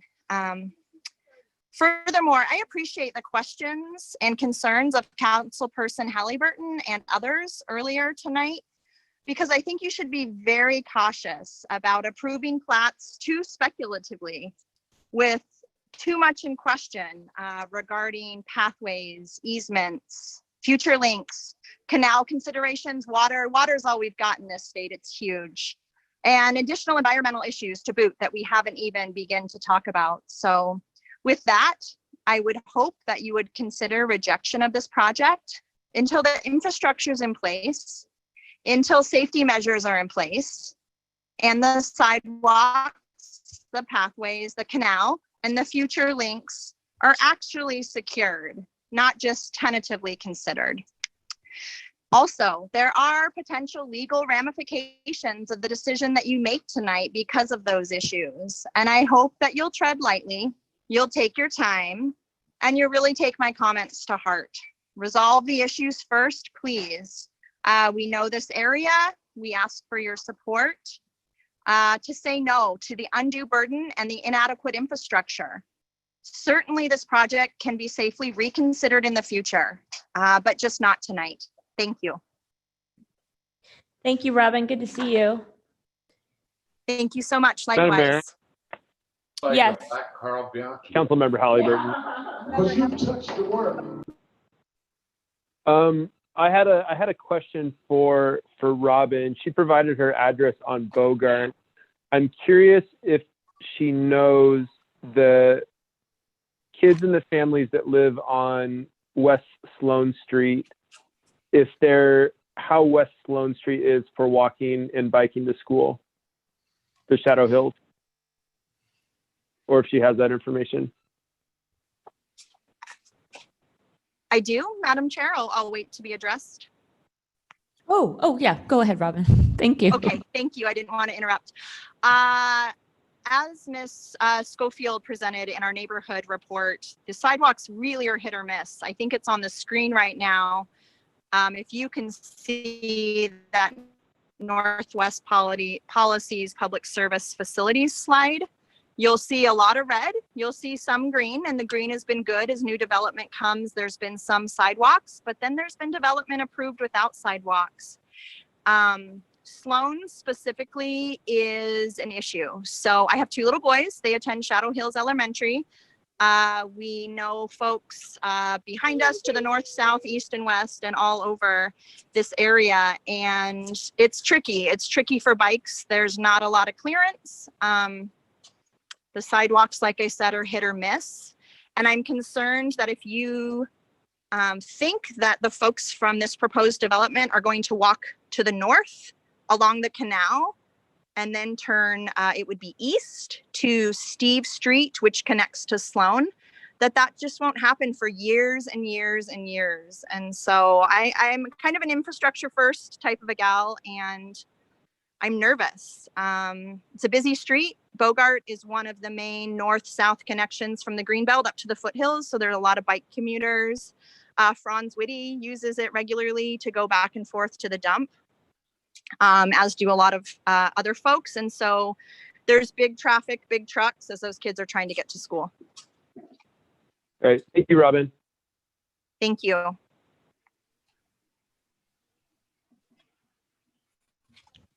All right. Thank you. Next up, I will call Steve Martinez. All right. Can you guys hear me? We can. And would you please say your, I know you already did it tonight, but name and address for the record, please. Absolutely. So we are at 9165 West State Street, exactly across the street from the subject property. I'm actually wasn't planning on speaking tonight, but I've had so much fun on Zoom that I'm just going to go on a roll here. So we actually built the building that we're in, that Arnie Lane Plaza. It's a commercial project. There's probably 8 or 9 office buildings. We built that back in 1998. So I am extremely familiar with this space. I'm extremely familiar with this intersection. I'm just to clear it up, I'm speaking on behalf of the project. I think that it's a great addition to this area.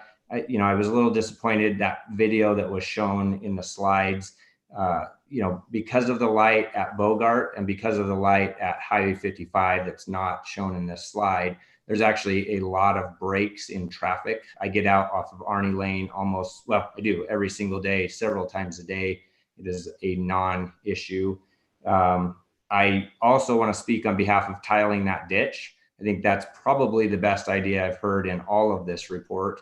I've seen several cars in that ditch over the years. We've been, like I said, there since '98. So I think that's a great effort. I have worked with several irrigation districts. I know what a challenge that can be. And I applaud the applicant for doing that. The other issue I want to speak about is affordable housing. We have an affordable housing issue in our valley. And until we create more projects like this, we are going to continue to have an affordability issue. The median house price in Ada County right now is $412,000. That is a huge, huge amount for a first-time home buyer, second-time home buyer, really anybody local that is trying to buy a home. I also wanted to, in the slide or in the presentation from the neighborhood association, they commented on McCleary's Pub, which is directly across the street from, I look at it all day, every day from my office. Yes, that is a very popular place to be, but it's also on the off hours. So it's after your 5 o'clock traffic. Obviously there's not a lot of traffic in the early morning to after work hours. So I really am just kind of speaking to that, being in the neighborhood for as long as we have. I completely understand the concerns that have been brought up, but I also think the applicant will be working with ITD, and obviously it's not ACHD, but working with ITD to resolve those issues. So I stand for any questions.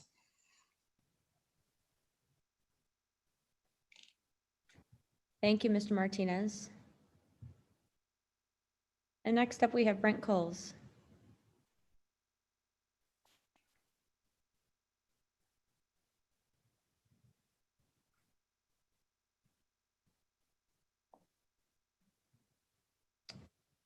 Can you hear me now?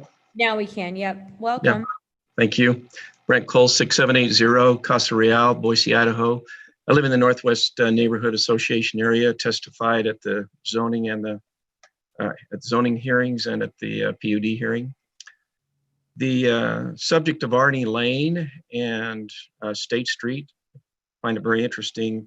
Riverside Drive connects hundreds of homes that have access to State Street at one location here in our Arnie Lane, or they have access to Bogart, or yes, to Bogart, not Bogart, but Gary Lane. And so this is the main thoroughfare, access for hundreds of homes in Garden City, Riverside Drive, that whole subdivision. And this is also where the green belt, which runs along the north side of the river through Garden City, this is where it exits onto State Street. So you have bicycle pathway, you have pedestrian pathway on Arnie Lane, exiting onto State Street with no sidewalks. Put that combination with the cars and the trucks that are coming out of the subdivision onto State Street at a 5-lane road with 55 mile an hour, 60 mile an hour traffic. We're creating an accident zone. And hopefully ITD will require a deceleration lane or something as you enter and exit this project. But right now you have no sidewalks, and the future of accidents at this intersection just increases by putting and dumping in the apartment complex at this point. I appreciate that we have a new police chief. Good job. And look forward to the community policing. The Northwest neighborhood area was annexed years ago, and we have 0 neighborhood policing in our area. So we look forward to working with him and hopefully additions of police officers so that he can have the kind of officers he needs, the number of officers, so that you can have the community police officers designated in our neighborhood. We were annexed. We've had very little infrastructure put into place and millions of dollars of taxes paid to the city of Boise. So look forward to more infrastructure. I 100% support the comments and the information that you received from our neighborhood association. Police, fire, and transportation, sidewalks, and please go out and finish our park for us, Magnolia Park. Thank you for your time. Thank you. And next up, Richard Llewellyn. Welcome, Richard. Will you give your name and address for the record? Madam Mayor? Yes. I need to promote Richard because we're running into the same Zoom issue as the last time. So hang on just 1 second.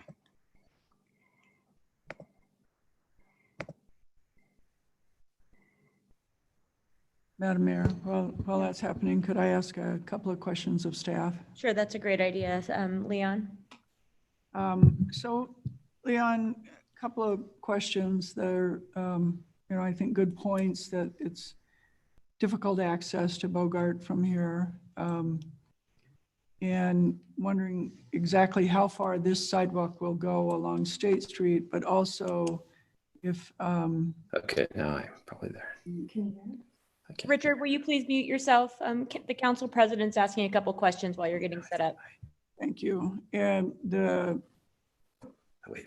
complex that was built behind the stone place, wondering if there has been any talk of walking along that canal so that you could go from this development out to Bogart without traveling along State. Yeah, Madam Mayor, Councilmember Clegg, that is a privately held piece of property, and certainly that would be ideal if we could create a direct connection from this site out to Bogart. And I believe that is why we requested those stubs located here on the eastern side of the property to facilitate at some point that type of connection. And I think if we look at the site plan, yeah, we have one here in the northern portion and one down below, which if we look at that aerial, doesn't exactly line up with this. This is like a private driveway right now, so it doesn't, if this property were to redevelop, we would certainly be looking to relocate that somewhere that did actually sync up with other service drives in the area. Just looking at this after some comments were made about sidewalks, certainly getting to Bogart from here is challenging. However, if we're able to zoom out, there will be continuous sidewalk across this entire front of the project that will connect to an existing pathway. It doesn't appear to be a maybe ADA compliant sidewalk, but it is an asphalt pathway, similar to what we've seen on like Pierce Park and other places like that.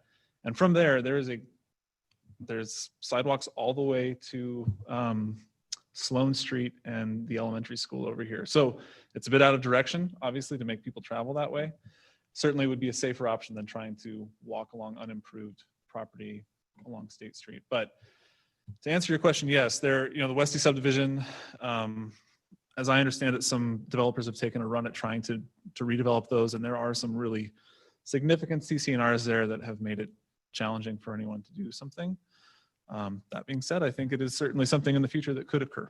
So, follow up, if I could, the timing of this, if we were to approve this rezone, and maybe the applicant can address this in their rebuttal, but I thought I'd ask you first if you've talked about, if this gets approved, how soon will the PUD become active, and will all of it be built at once, at least as is planned today? Madam Mayor, Councilmember Clegg, probably better to speak to the applicant about their construction schedule. However, there's no plat associated with this. So once the ordinance is in place, we can accept and DR is approved, we can accept construction permits, and conceivably by the end of summer, early fall, this could be under construction. But I'll defer to them to speak about phasing and timelines. Thank you. Thank you.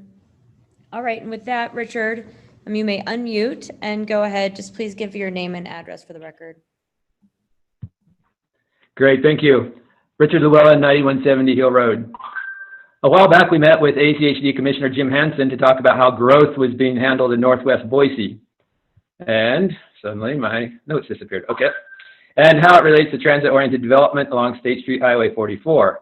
He suggested we call for a moratorium on growth in our neighborhood until the ambiguities, lack of coordination, and failures in implementing the State Street Corridor Plan could be resolved. At that point, we didn't have much experience with the planning and permitting process, so we didn't really grasp the importance of his suggestion. Well, we do now. It has become clear since then that high-quality development will not occur in our neighborhood through the status quo process.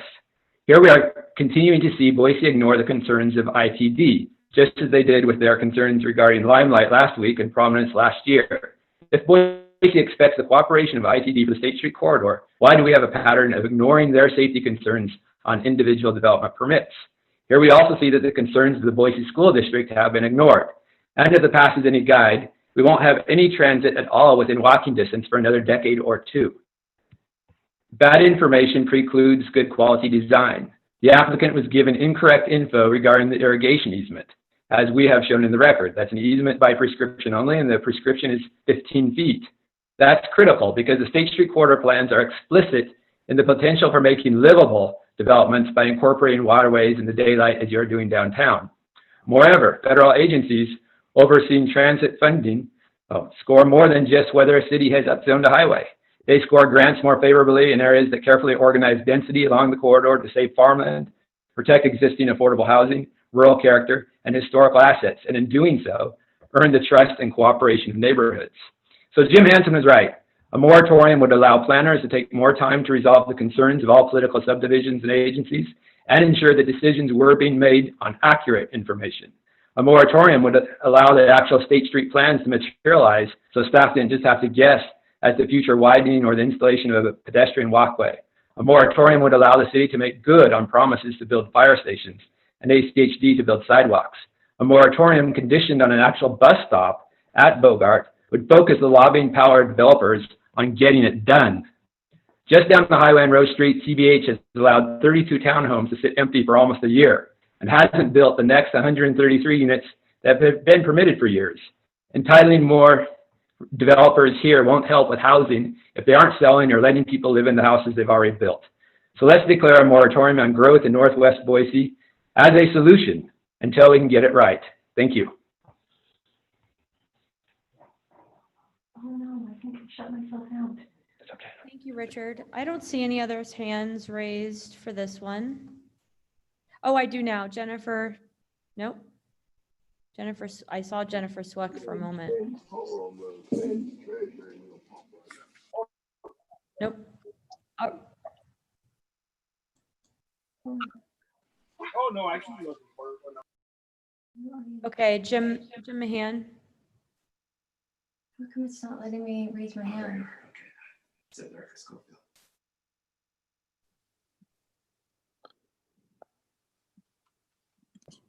Hi, can you hear me? We can. My name is Jim Mayan.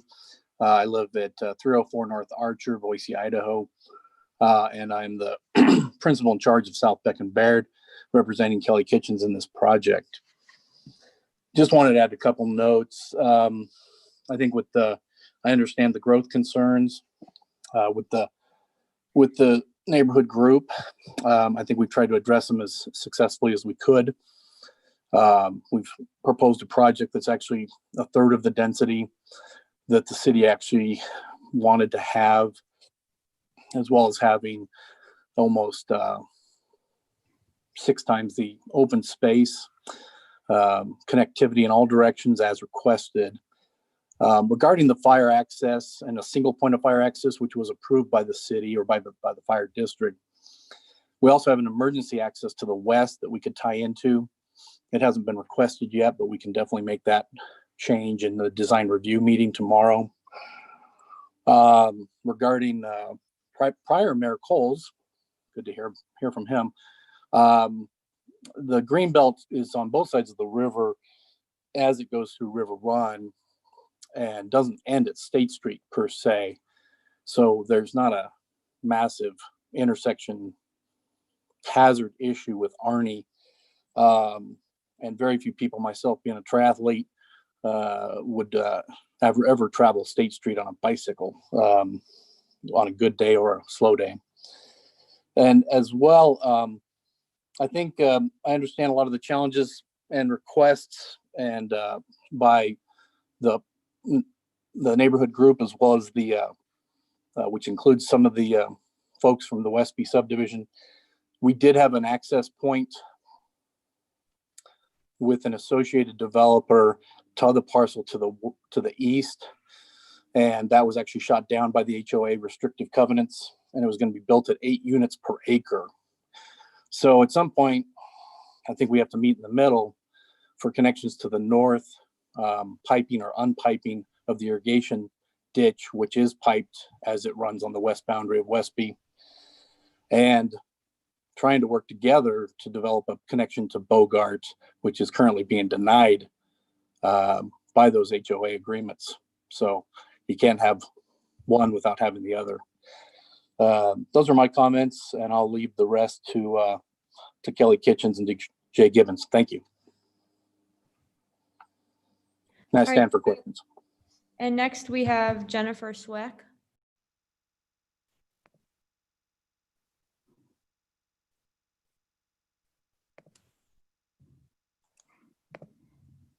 Can you hear me? Yes. Okay, great. Thank you for catching that. Hello, Madam Mayor and council members. Jennifer Sweck. I live at 8955 Duncan Lane, Boise, Idaho, 83714. I'm testifying opposed to this silo project. I'm an occupational health nurse of 35 years, and I have concerns about the health and safety of people who will live in this project. Specifically, the poor air quality from living so close to the State Street Transportation Corridor and all of its huge plans for the volume. There are many excellent scientific studies that support that people experience ill health effects when they live near high levels of fine particulate matter or air pollution. In fact, this week, there was a study that came out from the American Public Health Association to study the poor air quality linked to higher COVID-19 deaths. Researchers at Harvard released a national-wide study in April, finding that COVID-19 patients who lived in places with historically high levels of fine particulate matter or pollution were more likely to succumb to the virus than patients who lived in communities with cleaner air. Just a slight increase in air pollution was associated with a 15% increase in COVID-19 death rate, even after adjusting for factors such as smoking, poverty, and number of available health beds. So when people move into this project and realize they're bombarded by air pollution and noise pollution, they might want to walk or bike to the neighborhood Magnolia Park on Bogart. But how can they get to the park safely? They can't. Pouring out on a state street that has been illustrated with 55 miles per hour traffic and no sidewalks to walk on, the poor air quality, and so on. Bogart has no sidewalk improvements, although they've been promised. We're still waiting. A solution could be easements, and I appreciate the reference to Councilmember Halliburton, and I think Elaine, we're trying to discuss that we have just spent the last 2 years developing a neighborhood plan, and there should be some concern for an overlay of our neighborhood plan and some of those components as we move along here. Please consider the health and safety of people who will be living in these projects that you are creating.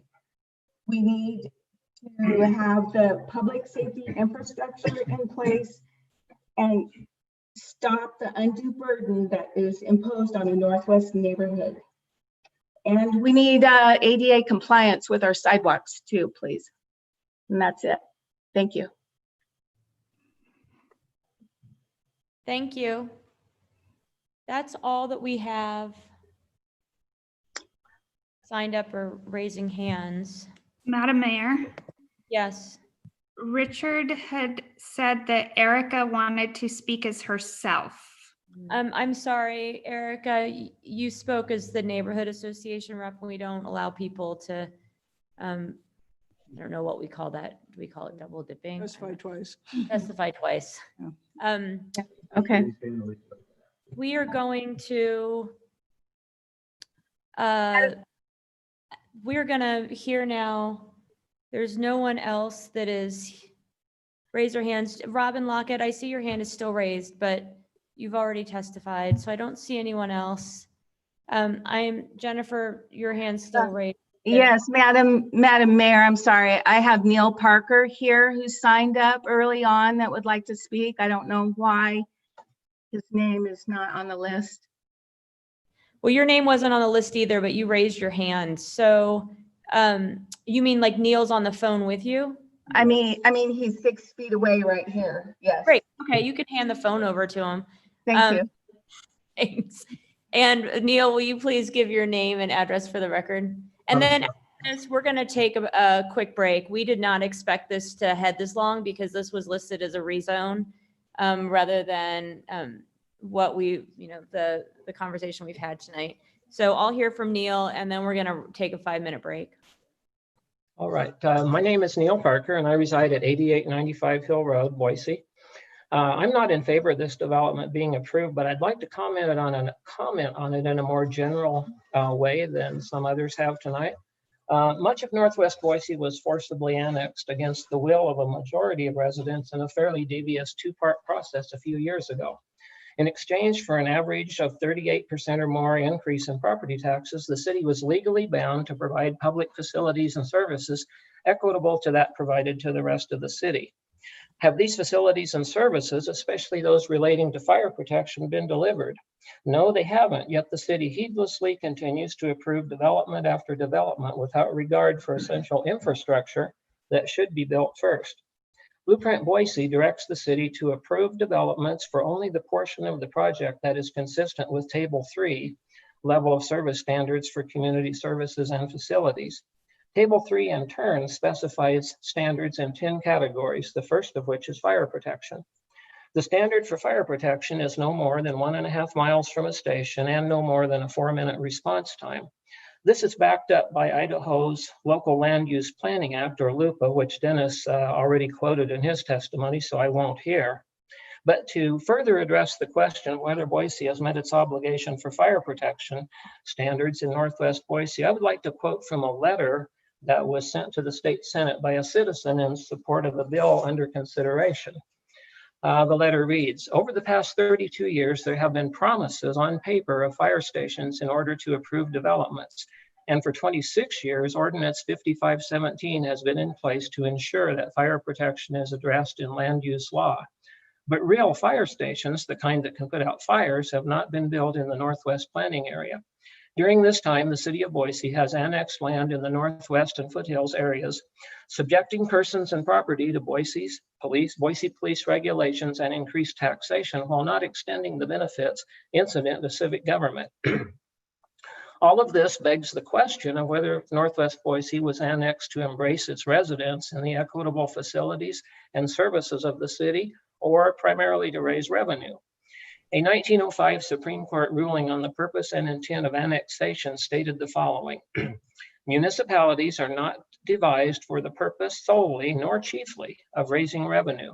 The power of extending corporate limits is granted not to be resorted to for the purpose alone of increasing the income of the municipality, but in order that the benefits incident to civic government may be extended to those residents in the territory adjacent to the municipality. I think it would be interesting to survey Northwest Boiseans to see if they feel they have been benefited or exploited by annexation. Is there a solution to these discrepancies and failures? A moratorium on development is one possible answer. De-annexation, for which there is legal precedent, is another, but that is a topic for another time. Thank you for your time. Thank you, sir. All right. With that, we are going to take a 5-minute break. We'll be back at 8:10.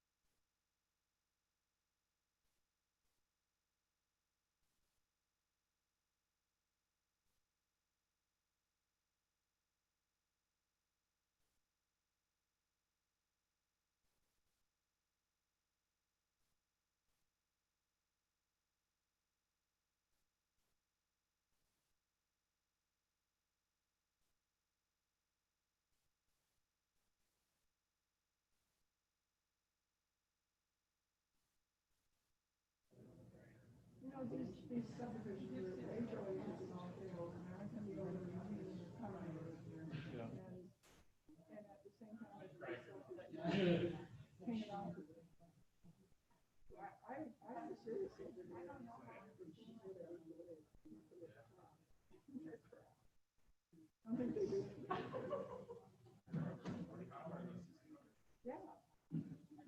have much more power than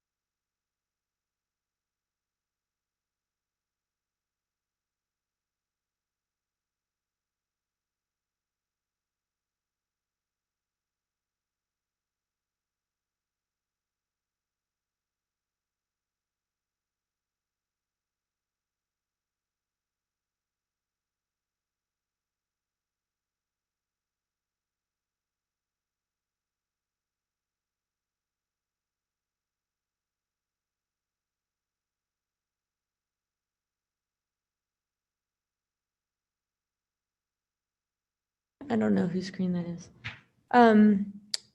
Okay, now we will hear rebuttal from the applicant. 5 minutes.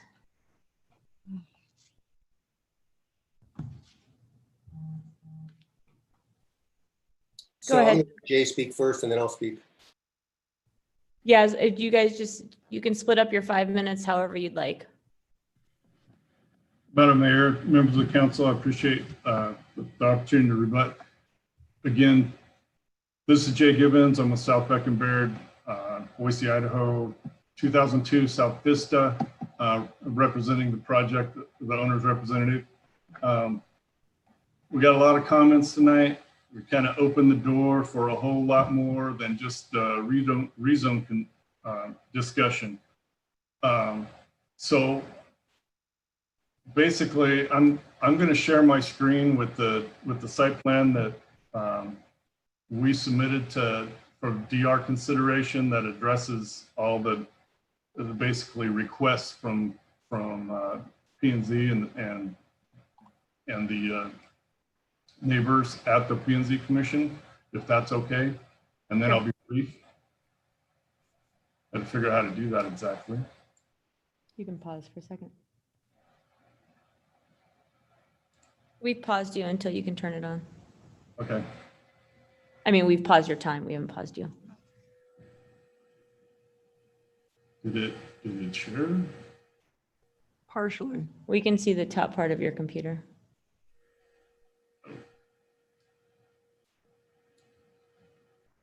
What's the top part? Here we go. We can see it now. Okay, so basically, we addressed, as you all know, most of the comments have to do with pedestrian connections, infrastructure, traffic concerns, and a lot of those elements have to do with coordination with other entities, other agencies besides besides just the city of Boise.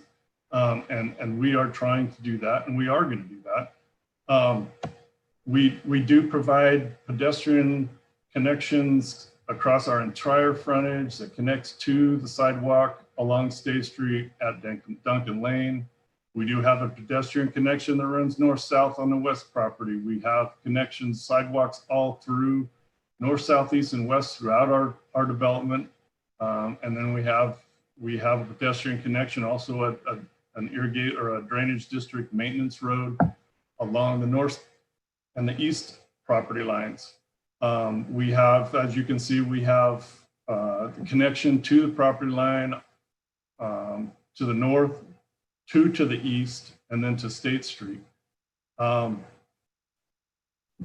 It's just, it comes down to, a timing issue. All this, the infrastructure, all the pedestrian connections, they don't happen until development occurs.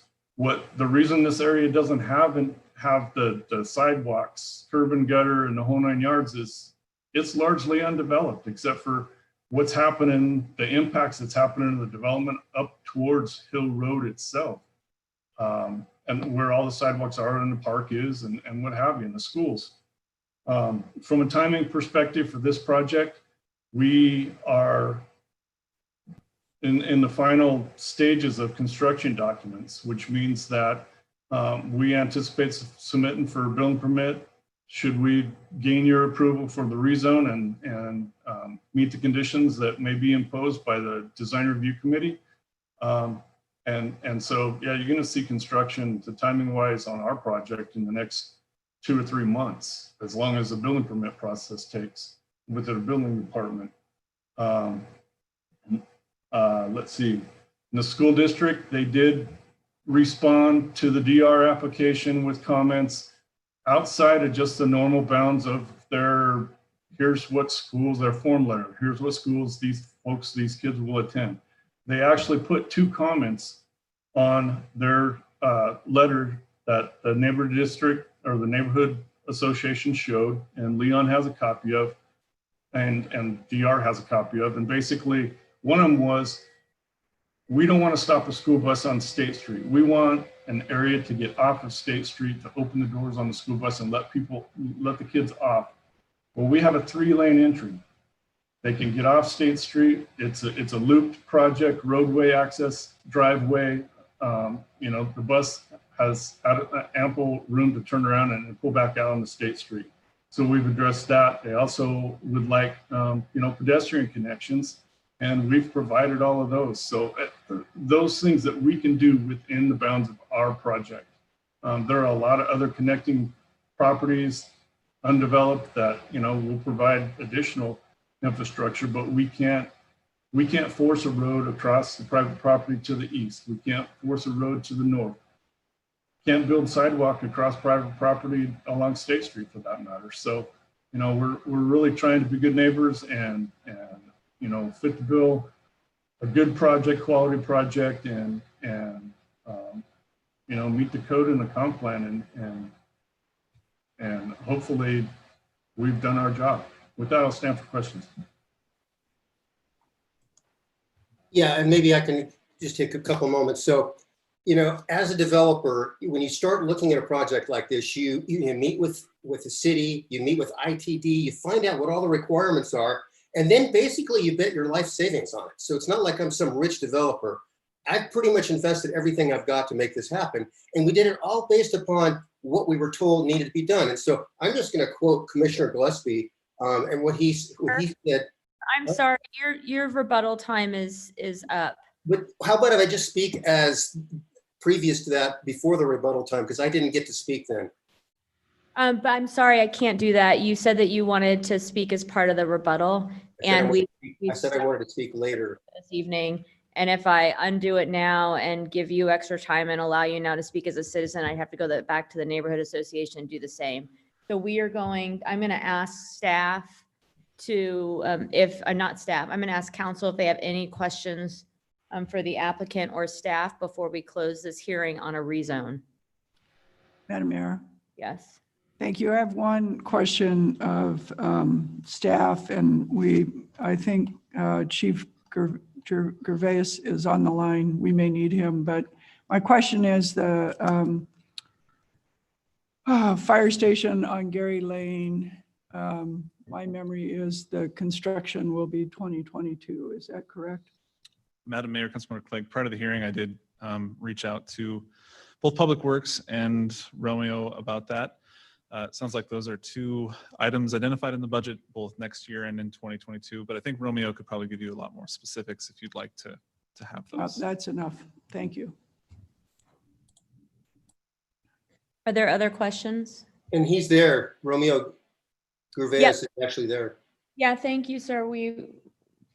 I think the council president recognized that. Yeah. Yeah, okay. All right, with that, I'm going to close the public hearing, and we have a motion that should come before discussion, please. Madam Mayor, I'm going to move, I've got to find it now, sorry. There we go. I'm going to move approval of CAR 19-28, Kelly Kitchens, 9,000 West State Street rezone of 4.3 acres from R1A to R3D. And if I get a second, I'll have some discussion. Second. We have a motion and a second. Yes, let's have a discussion. Thank you, Madam Mayor. I appreciate the concerns we heard tonight, but those concerns were really applicable to the PUD. I wish I had the PUD before me, but it was not appealed. I frankly have concerns that it's probably not dense enough on the edge of State Street. And with more density, you probably could ask for more infrastructure.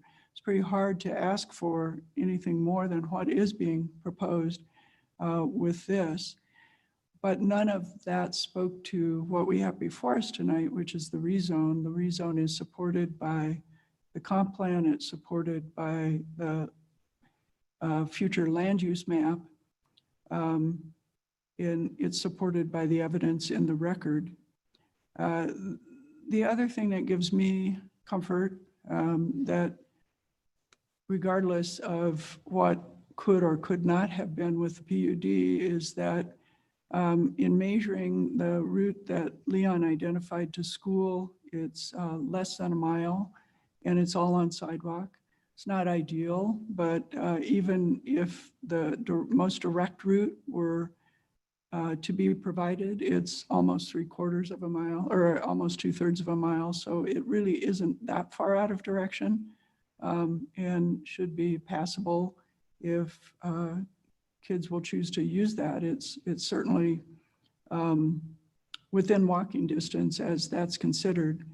The fire station is under design right now. It's going to be designed next year. It's going to be built the following year. As this neighborhood association is well aware, we have a process with all of the fire departments around here about joint service. And while it's true that Eagle provides a little bit more in this area than the city provides back to them, if you look overall between all of the districts, particularly Boise, Eagle, and Meridian, it's quite well balanced, frankly, who gets what and how it works. And that's done to save taxpayer money. I guess we could duplicate services and ask all of you to pay more money, but I don't think in the end that makes a whole lot of sense. So I support the system we have in place. Anyway, with that, I think the rezone is supported by the evidence in the project report that we received. Madam Mayor. Yes, Councilman Bajent. Yes, I would echo the council president's comments. This is the rezone. It is consistent with a comprehensive plan. It is the density that we want along the transportation corridor where we are planning for transportation. This is the objective for this part of the city and for our city as a whole. The primary concerns that I heard tonight had to do with connectivity, and that is a concern, but the applicant is right. They can only do what they can do with their property. They can't force somebody else to put a path across their property. I think they would be willing to do it here if they could. They've done a lot with the piece that they have. The other concerns that I heard, frankly, had to do with other political subdivisions. I'm not in a position. The third thing that the letter from the Boise School District said was this application complies with all of our requirements. And so I'm not in a position to second guess their decision based on what I have here. We have this, the same is true with our fire department's memo. We have approvals from the political bodies that are the experts at making these decisions, and they recommend approval. And in the rezone framework, I don't think there's a basis to deny this. Madam Mayor. Sure, Councilmember Thompson. Yes, thank you. I'm going to be supporting the motion. I think that Jay did a great job of responding to some of the concerns, and I believe that those concerns can mostly be addressed within the design review, at least the specifics to this property, which it sounds like they'll be going to great lengths to remedy some of those concerns to at least their ability. And I think the other issues that my colleagues just spoke to were very well stated, and so I won't repeat those. But I do believe that this specific to the rezone itself, which is the only issue before us, is the right way to go. Thank you. Madam Mayor, Halliburton. Yes, go ahead. Yeah, I would echo some of the things that the other council members said. I do hear the neighbors' concerns, and I'm always going to advocate for kids being able to get to school safely. I did the same, I think, map that Council President Clegg did. I got 1.1 miles as opposed to 1, but about a 1/10 of a mile difference by going back over to Duncan. I also know that kids go the straightest route most of the time, and so I definitely understand that. I think with the concerns of connectivity that are there, I do hear the applicant in saying that with this particular piece of property, we're doing all the things that we can do to create those connections. I think some of those future connections are really, really exciting, and they will lead towards some of those things that the neighbors are asking for. Yes, it would be great if they were in place right now. And I think that is one of the complicated things about this neighborhood. And so I think that those concerns are definitely real. I will be in support of the rezone because I do think that it fits within that comprehensive plan and is addressing those issues of connectivity, even though those other sections aren't quite there yet. In the next few years, I think that will be an exciting area to have those connections.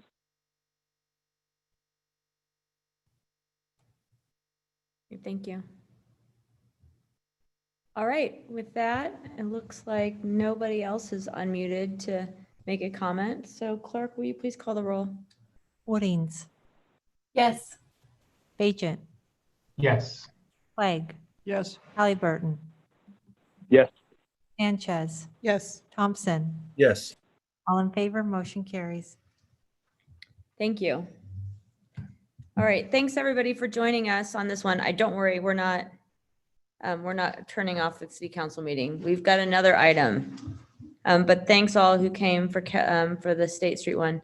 PUD 19-42 is it Mary Humiston and neighbors at an appeal of the 4831 North 5 Mile Road, P&Z Commission approval of a CUP. So on this one, we have Cody, a new person presenting. Welcome, Cody. And then the appellant, Mary Humiston. The applicant will be represented by Deborah Nelson. And then we will have the neighborhood association, which is West Valley, but it looks like they are not planning on attending. And then we have a list, and Amanda does as well, of parties of record that we'll first call out for testimony.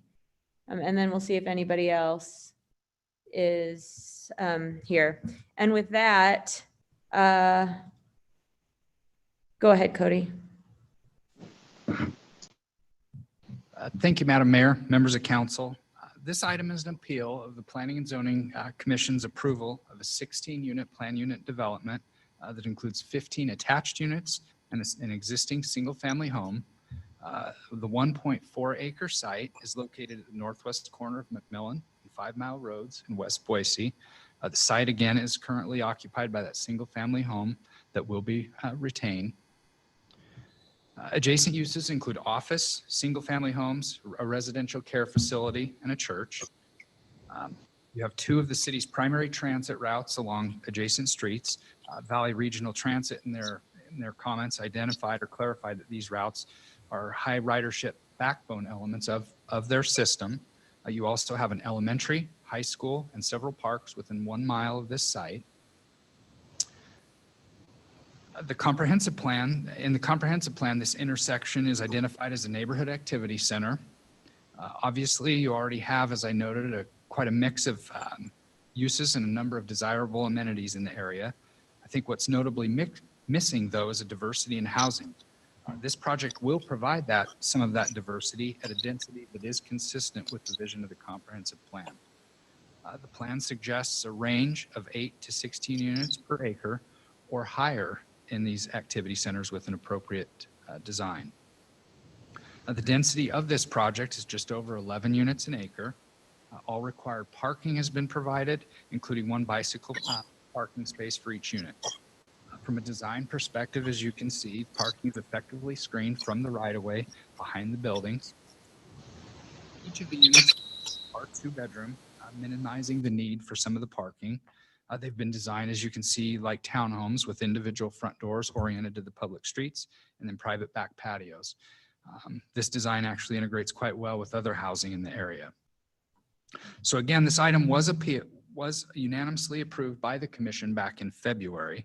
That decision was appealed, which is why we're before you this evening. There were essentially 3 grounds included in the memoranda: traffic, compatibility, and a suggestion that the decision violated state law. I'd like to touch on just each of those briefly. Regarding traffic, the appellant is questioning ACHD's approval and perhaps some of the projected traffic counts. ACHD did confirm that capacity is available on area roadways, including both 5 Mile and McMillan. The applicant will close 1 driveway on 5 Mile and 2 on McMillan. The only access that will remain is actually proposed as far away from the intersection on 5 Mile as possible. From a safety perspective, the applicant is replacing attached sidewalk on each roadway with new detached sidewalk. And again, as a reminder, the site is supported by public transit. The applicant will also be required to improve transit stops on each of those streets. So from our perspective, we don't see where the appellant identified an error on the part of the commission as it relates to transportation. As far as compatibility, the appellant suggests that the project is incompatible with the neighborhood.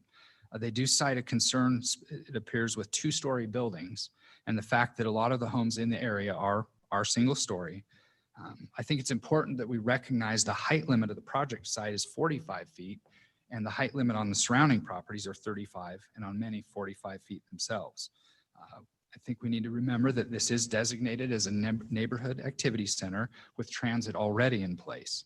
I think there's a reasonable expectation that in an intersection like this, it will support more than single-story, single-family residences. So again, we don't see where there was an error demonstrated on the part of the commission. Their decision was based on the facts and evidence presented, including existing ordinance standards and the adopted plans. The final ground, the appellant cites some general areas where they disagree with the decision of the commission. They make a general reference to surrounding uses and that they might be negatively impacted. However, they don't appear to cite specific evidence that wasn't considered in the decision. The code is clear that where there is room for 2 or more opinions, action is not arbitrary if it's exercised honestly and with due consideration of the facts and evidence that was presented. In our mind, the record demonstrates that that was the case here. The commission had ample written evidence and only made a decision after weighing testimony by staff, applicant, and the public. So in conclusion, we are recommending, or we don't see where there was an error identified on the commission's decision or the manner or process by which it was reached. So we are recommending denial of the appeal this evening. Just as a reminder, testimony will be limited to parties of record this evening, and you should have that list before you. I would note that to help with some of the size of the crowd this evening and avoid some of the exposure, there will be the primary appellant reading a couple statements for folks that were in fact parties of record, and you should have that information as well. Yes. So thank you. All right. Are there any questions for staff? All righty. Next up, we'll hear from the appellant. I've been saying Mary, but I'm sorry if that's incorrect. Humiston? Humiston. Hi there, we can hear you. Okay. And we see some slides. Okay, thank you. Madam Mayor and City Council, I appreciate your time, and I really thank you for your careful attention to the matter here at hand. Due to the permanence of your decision, we, the residents of the area affected by this proposed project, are deeply concerned about the well-being of everyone living in this neighborhood. I will begin with the issue of traffic. Public testimony has already documented the traffic congestion at the intersection of 5 Mile and McMillan Roads. ACHD approved this project based on traffic counts from 1.5 and 2 years ago. As we all know, tremendous growth in population has occurred in a couple of years. ACHD did not require a traffic impact study on this project. This development is estimated to generate 110 additional vehicle trips per day, and it says that there's 10 existing, with 9 additional vehicle trips per hour and 1 existing during the PM peak hour. We submit that the traffic flow and congestion at not only the peak afternoon rush hour, but also at other busy times at the location of 5 Mile and McMillan, with the only vehicle entrance and exit being on 5 Mile, must be further reviewed. We believe that ACHD's findings of only 9 peak afternoon vehicle trips should have been challenged by the Boise P&Z. If there are a total of 16 dwelling units with 30 to 40 drivers, how can there only be 9 peak time vehicle trips? Additionally, ACHD has established policies for the safe, efficient flow of traffic on our roads. It is glaring and jarring that they would ignore their own policy to greenlight this project. ACHD policy regarding driveway placement is a minimum of 330 feet from the intersection for a right-in, right-out driveway, and a minimum of 660 feet from the intersection for a full movement driveway. But here are the staff comments and recommendations. It says the width of the driveway meets district policy and should be approved as proposed, but the proposed location of the driveway, 287 feet north of McMillan Road, does not meet district driveway location policy, which requires, as I said earlier, the 330 feet and the 660 feet minimums. However, staff recommends a modification of policy to allow the driveway to be located as proposed as a temporary full access driveway due to the fact that the driveway location is existing and is the only driveway proposed for the development.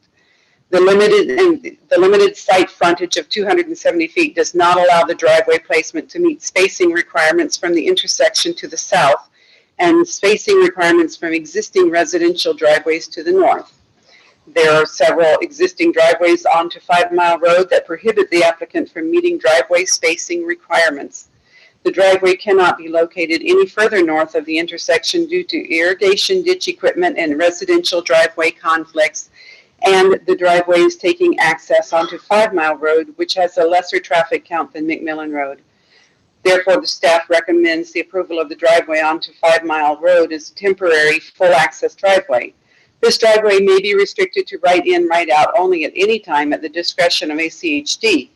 And they say this is a 57% modification of policy and approved at the Deputy Director Engineering level. Now, the developer verifies 270 feet of frontage on 5 Mile Road. The approval is for a temporary full access driveway that at the discretion of ACHD may be changed to a right in, right out only driveway. Despite all the ways that the proposed driveway does not comply with district policy, the staff recommended a 57% modification of policy and approved it. In reality, it is more like 66% since the comparison should be based on the full movement driveway that was approved. There is no timeline for the designation to change, and the full access driveway can remain as such for many years. Perhaps the greatest concern for traffic safety, as well as pedestrian and bicycle safety, and potential conflicts between drivers and pedestrians, bicyclists, is the left turn conflicts that in all probability will occur between vehicles traveling on northbound on 5 Mile turning left into the site and vehicles traveling south on 5 Mile and turning left onto McMillan. The likelihood of left turn conflicts will only increase as vehicle trips increase, which most assuredly will occur as development continues to occur in Boise. The developer cites the limitations of the parcel and asks for special approval to proceed despite being the wrong project for the site. This intersection is very tight and very crowded in the mornings and evenings. Consequently, we have witnessed many crashes at or near the intersection due to impatience, carelessness, and people trying to speed through. Sadly, just a few weeks ago, there was a fatal crash where 2 people lost their lives. 2 days later, the intersection was clogged again by another crash that required ambulances and tow trucks. This is a dangerous intersection. There are left turn lanes on all 4 directions at the intersections, resulting in a total of 8 lanes of traffic and 4 bike lanes on the combined east, west, north, and south directions. And this driveway is 270 feet from the intersection. This does not meet ACHD policy, not even in the most generous measurement. It is obvious this will create an unworkable traffic condition. Assuming this driveway eventually is designated right in, right out, the residents will have no choice but to use local neighborhood streets to access the driveway if they approach them from the east, south, and west. These streets are not thoroughfares, but residential streets, built for access to individual single-family homes located on the streets.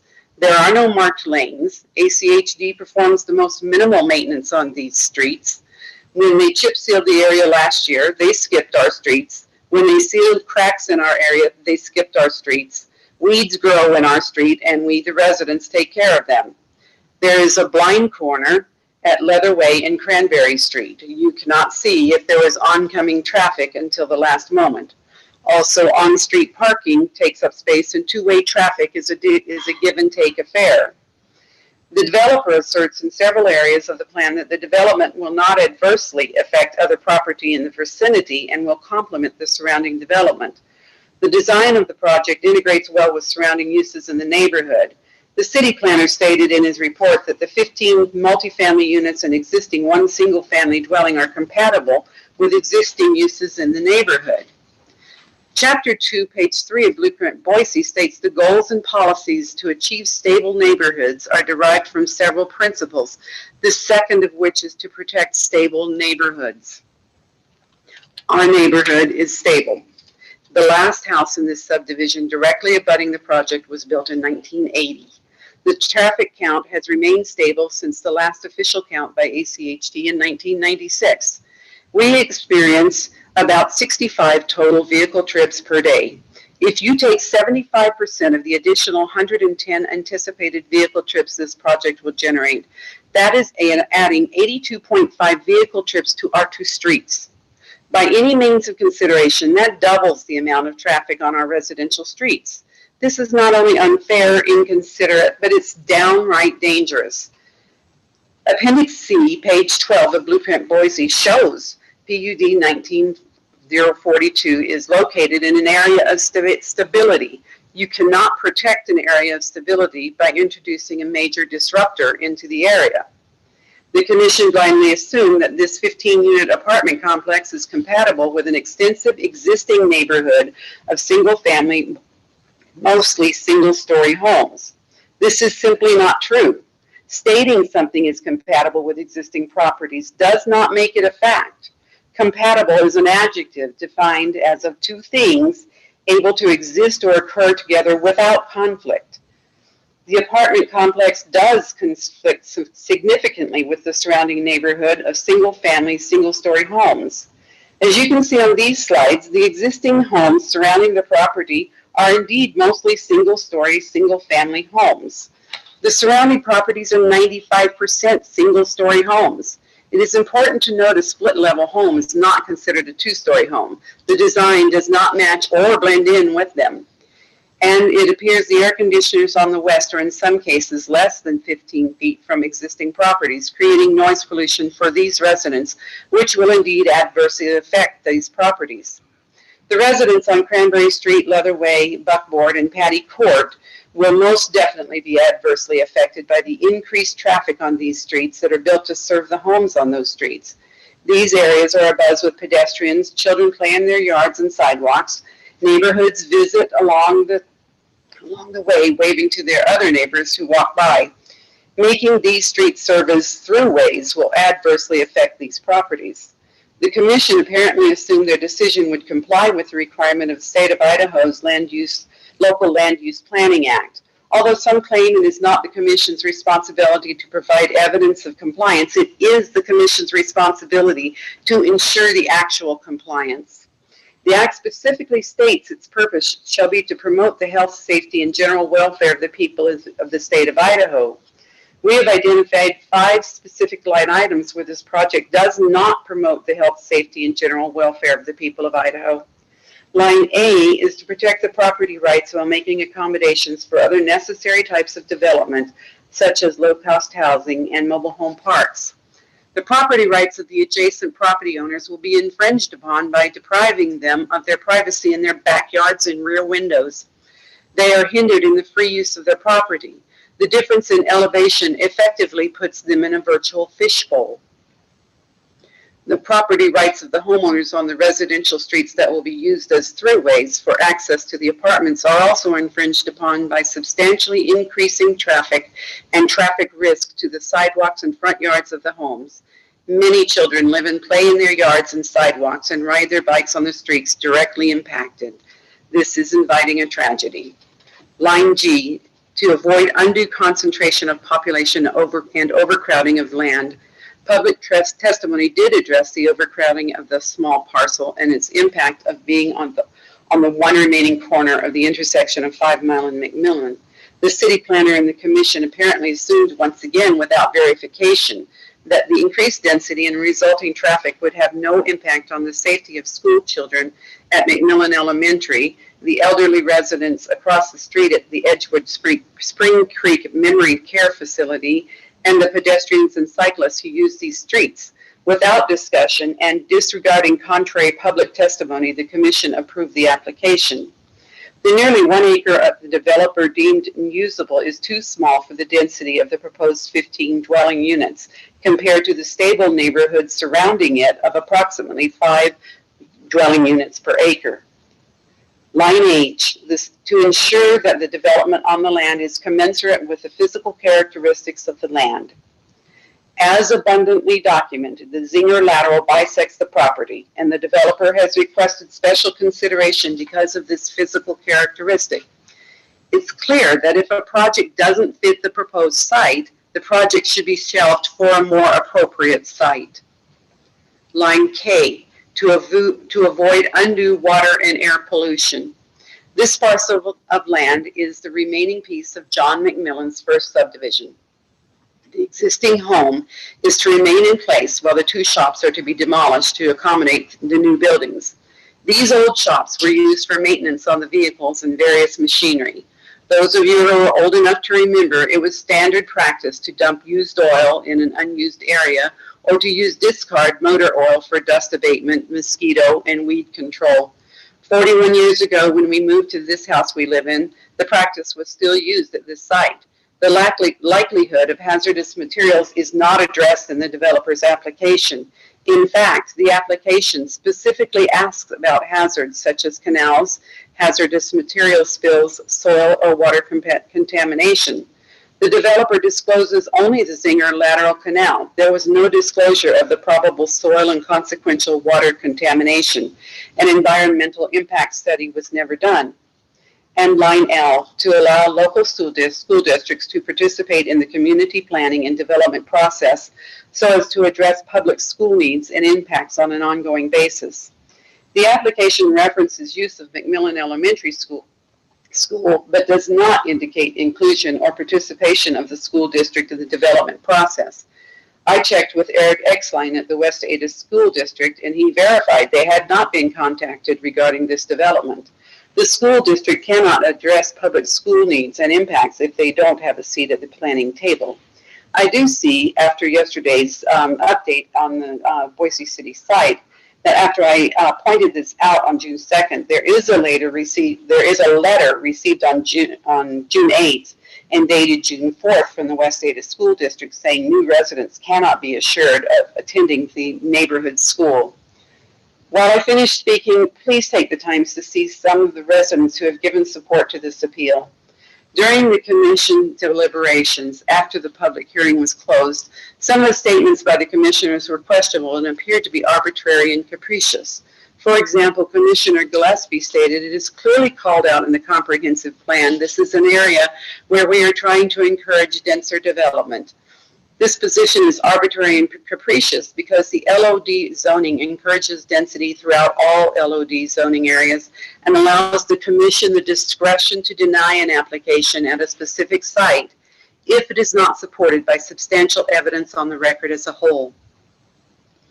The public testimony disputed the findings of ACHD, emphasizing the impact on the safety of school children and the general welfare of the neighbors. The Idaho Supreme Court has held that a city's land use map does not require a particular piece of property as a matter of law to be zoned exactly as it appears on the land use map. The court emphasized our holding is supported by a large body of case law which states that comprehensive plans do not themselves operate as legally controlling zoning law, but rather serve to guide and advise the various governing bodies responsible for making zoning decisions. The present factual circumstances surrounding PUD 1942 must be considered. Commissioner Gillespie also stated, because the City Council has made a determination that they want density in places like this, that is the City Council's view, and that is what we are here to implement. That position indicates that the Commission shall implement density and approve every conditional use permit throughout the LOD zoned areas. This makes no sense. If the P&Z Commission exists to implement every request for density because the city has decided it wants density, what is the purpose of the P&Z Commission other than to rubber stamp whatever directive comes from the city? That's clearly not the way our city government should work. Blueprint Boise in Chapter 5, page 5, does address growth and development and does indeed promote and develop incentives such as zoning allowances for loft apartments, commercial and residential mixed uses. I'm sorry, ma'am. Your time is up. Your time is up, so we're going to have to move to the next person. Thank you. But before we move, I'm going to ask if council members have any questions for the appellant.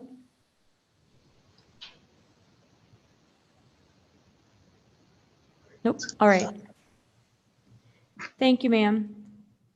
Next, we have the applicant being represented by Deborah Nelson. Mayor and members of the council, can you hear me? Yes. Great, thank you. Deborah Nelson with Givens Pursley, 601 West Bannock, representing the applicant. And I have here with me this evening Kent Brown, the land planner for the project, and Jim Merkel, the developer for the project. We agree with staff's conclusions that the appellant has not identified any error by the commission, and so I can keep this pretty brief. I just want to highlight a few features about the property and a few of the criteria that the commission looked to in approving this. I think it's important to note at the outset, that maybe to state the obvious, that this property is already zoned LO, and the developer's not coming in to ask for any rezone. We're just looking to do a project that is consistent with the zoning that the city has already designated. It's also, as staff noted, designated as a neighborhood activity center within your comprehensive plan. And so both the zoning and the comprehensive plan not only support this use, but a much more intense and dense use. The developer took care here to make sure that what they were proposing was not only consistent with your plans and your zoning ordinance, but also was compatible with the surrounding neighborhood. And so they look to the buildings and homes that are around them. They're surrounded by a church, a senior living facility, offices, and single family homes on the west and the north. These are a mix of 1 and 2 stories. What's proposed here is 2 stories, 29 feet at its peak. These units are designed carefully to look like individual townhomes with covered entries and individual front doors and back patios. The setbacks were actually increased above what would normally be required in the LO zone to be the same as what applies in R1C on the single family homes that surround. The parking is screened by the buildings and the landscaping and the new fence. All of these features were done to create compatibility, even though they also really are doing more than is even required for this zone. The appellant raised some concerns about traffic. The ACHD report concludes that surrounding streets will continue to operate at an acceptable level of service with this project. Both 5 Mile and McMillan have counts above 10,000 trips a day. This project will add 110 and only 9 in the PM peak, as appellant noted. As far as the driveway location, I think the language that the appellant read explains ACHD's reasoning for allowing the driveway where it is. It is the only location that could work on this site, and only one access is being sought for that reason.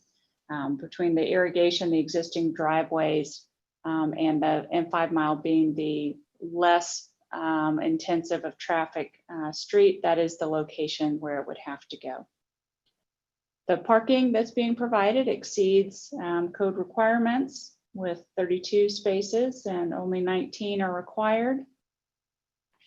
I want to address the appellant's argument when they're looking to LUPA, and we addressed this in our written briefing as well.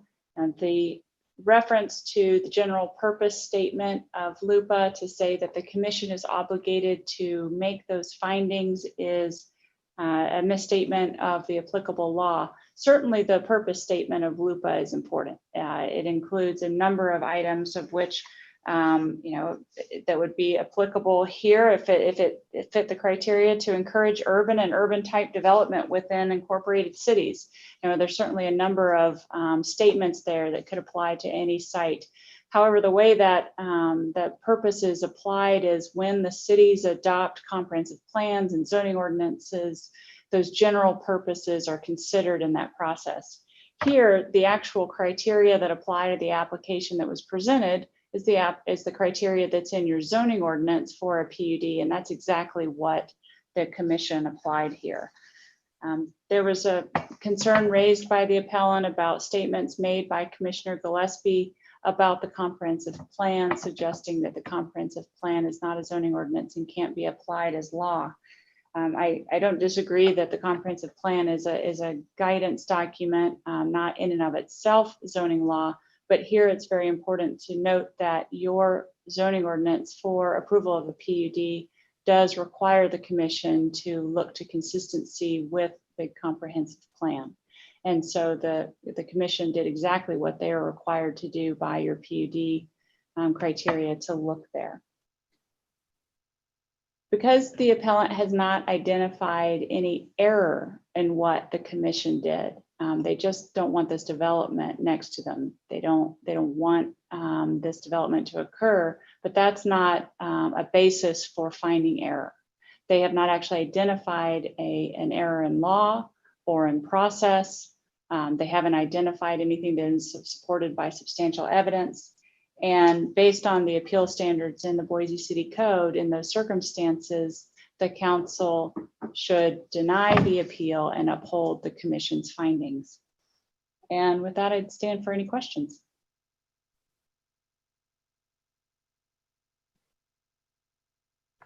Are there questions from council for the applicant? Seeing none. Okay. Thank you very much. So just before we move into people, I want to confirm that the West Valley Neighborhood Association is not represented this evening? Amanda, can you confirm that just by voice?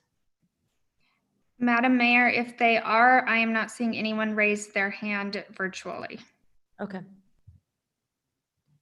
Thank you. So with that, we will go through the parties of, nobody else is here to testify in person. So we'll move into the parties of record. So Mary Humiston, you'll be reading Gertrude and Jim Hudson's statements. Why don't we start with that? Madam Mayor. Oh, yes. I have a Lynn Avery who just raised a hand. Cody, is that the Neighborhood Association rep? Ma'am, Miss Avery, we have to look to see if you're party of record. Madam Mayor, we don't show Ms. Avery as a party of record. All right.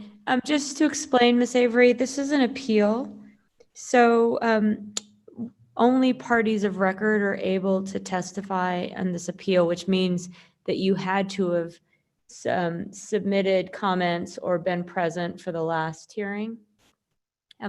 If you are representing someone else, will you please chat to Amanda Brown or chat to everyone and let us know? And then we'll determine whether or not we can move you into participant status.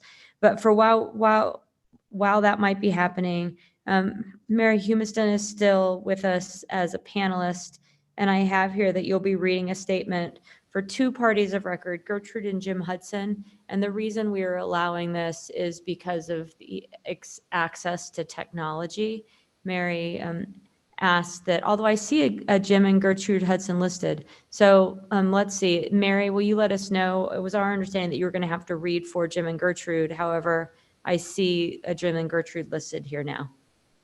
Yes, Jim and Gertrude they're not familiar with this technology, and they are elderly, and they don't want to not be able to have their thoughts shared with you. Okay. And they requested that it would be read. Great, then go ahead. Okay, this is a statement from Gertrude Hudson at 5038 North Leather Place, a person of record, as part of an appeal of the approval given February 10th, 2020 to allow apartments to be built on the northwest corner lot of 5 Mile and McMillan Roads. As a longtime resident of the adjoining Hickories 3 subdivision and as an architect and designer of 3 homes in the Hickories, I would like to challenge the claim that the developer has made that the proposed development is compatible with existing uses in the neighborhood. There is no compatibility between a large 4-plex or 7-plex apartment building and a single-family home, even a 2-story home. The two are distinct forms of architecture. It's like saying that a house cat is compatible with a grizzly bear because they both have 4 legs and fur. The developer says that the modulation of the apartment's facades will give them the appearance of townhomes. No amount of modulation of the facade will alter the fact that these will be apartment buildings with a very large in-your-face presence, especially when sitting side by side, as in the case of the 2 4-plexes on McMillan Road. The change in the makeup and feeling of the settled neighborhood would be dramatic and have a permanent negative impact. In addition, I would like to dispute the claim that the developer has provided adequate private outdoor space for each family unit as an amenity. 105 to 126 square feet is about the size of a small bedroom. Then if you divide that space between the front and rear of each unit, it would be hard to call the spaces adequate. The small spaces behind the units will also, of necessity, contain the air conditioning units, further cutting down on the usable space. Not only are these spaces inadequate in size, but they are certainly not private, especially the ones facing McMillan Road. None of the spaces have any fencing, which would ensure privacy or security. Also, 8 of the units have entryways, both front and rear, that are shared with neighbors, with doors only 3 feet apart. Not much privacy there. There is no outdoor area where children can play safely. That's the end of her statement. Thank you. And are you also reading one for Jim, or this was Yes. from?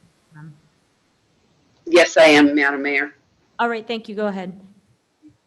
This is from A. James Hudson at 5038 North Leather Place.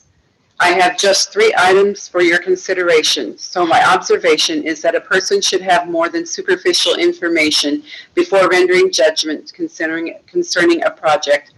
First, recognizing that the printed proposal for this project is impressive, well-written, well-researched, and very persuasive, I would immediately state that if a person had only studied the proposal, as I did, then I believe that person would, without hesitation, approve the project.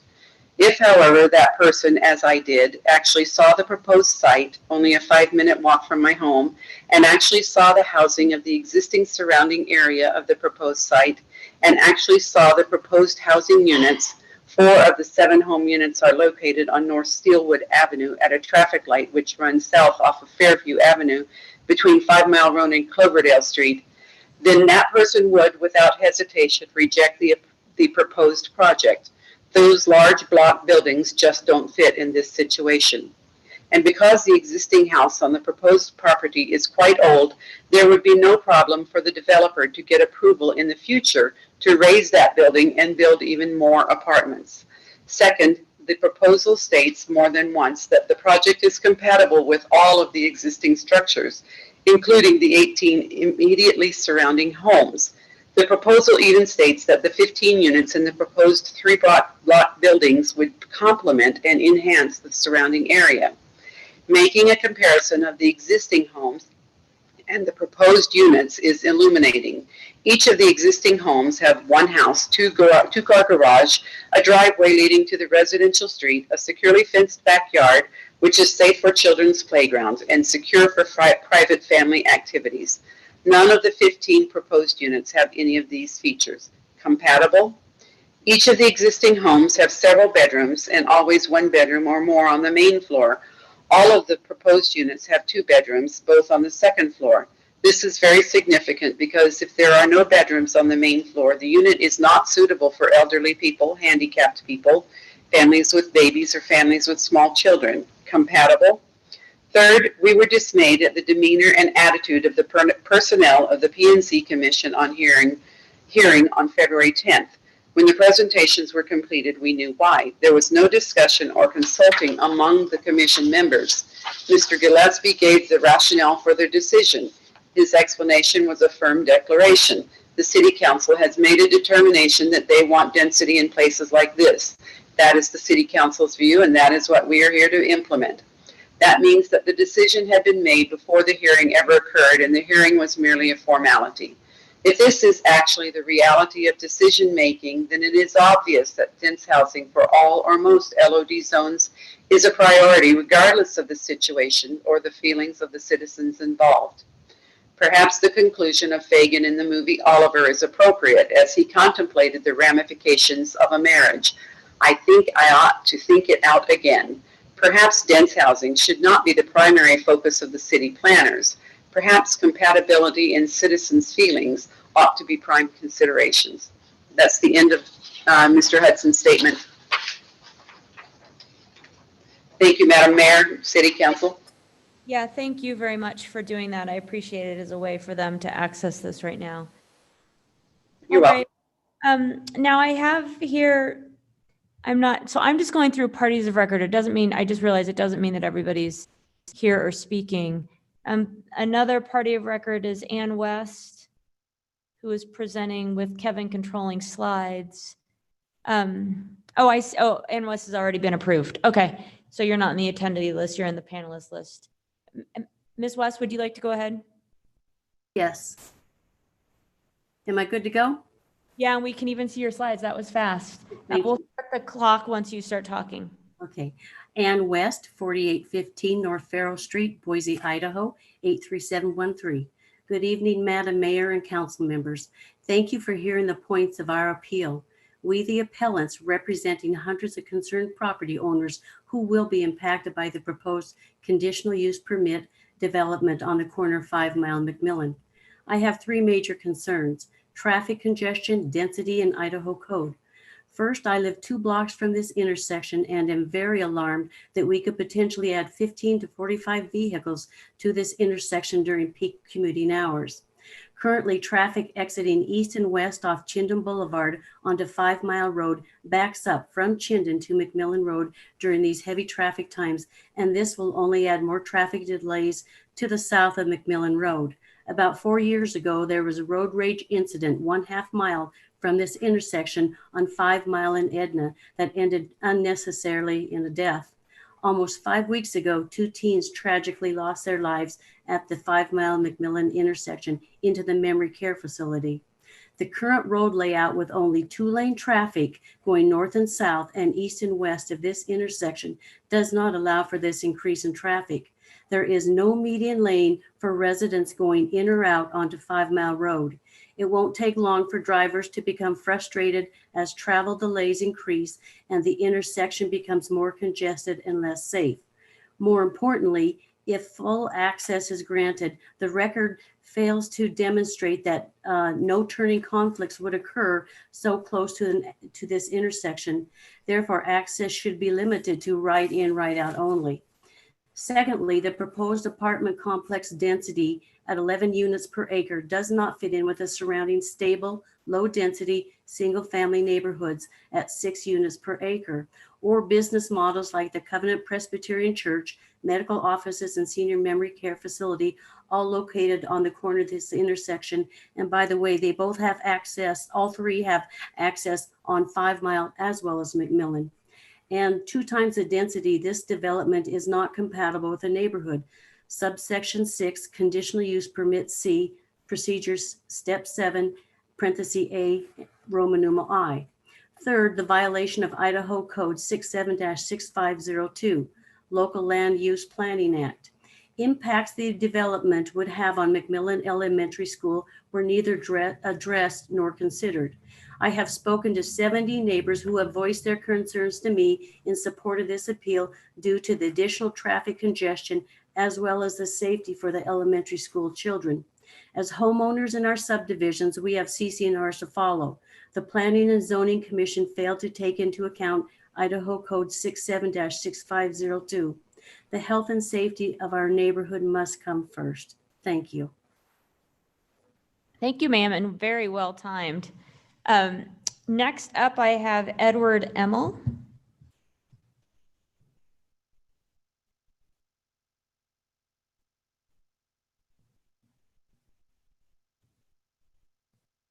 Sir, I see you on the screen here. You've been moved into panelist mode. If you're speaking, we can't hear you, and I'd ask that you unmute. Perfect. Will you please? I don't have anything additional at this time. Oh, okay. All right. Thanks for being here. Now, the other parties of record, one we don't know if she planned to speak is Brenda Osterhout. Hout?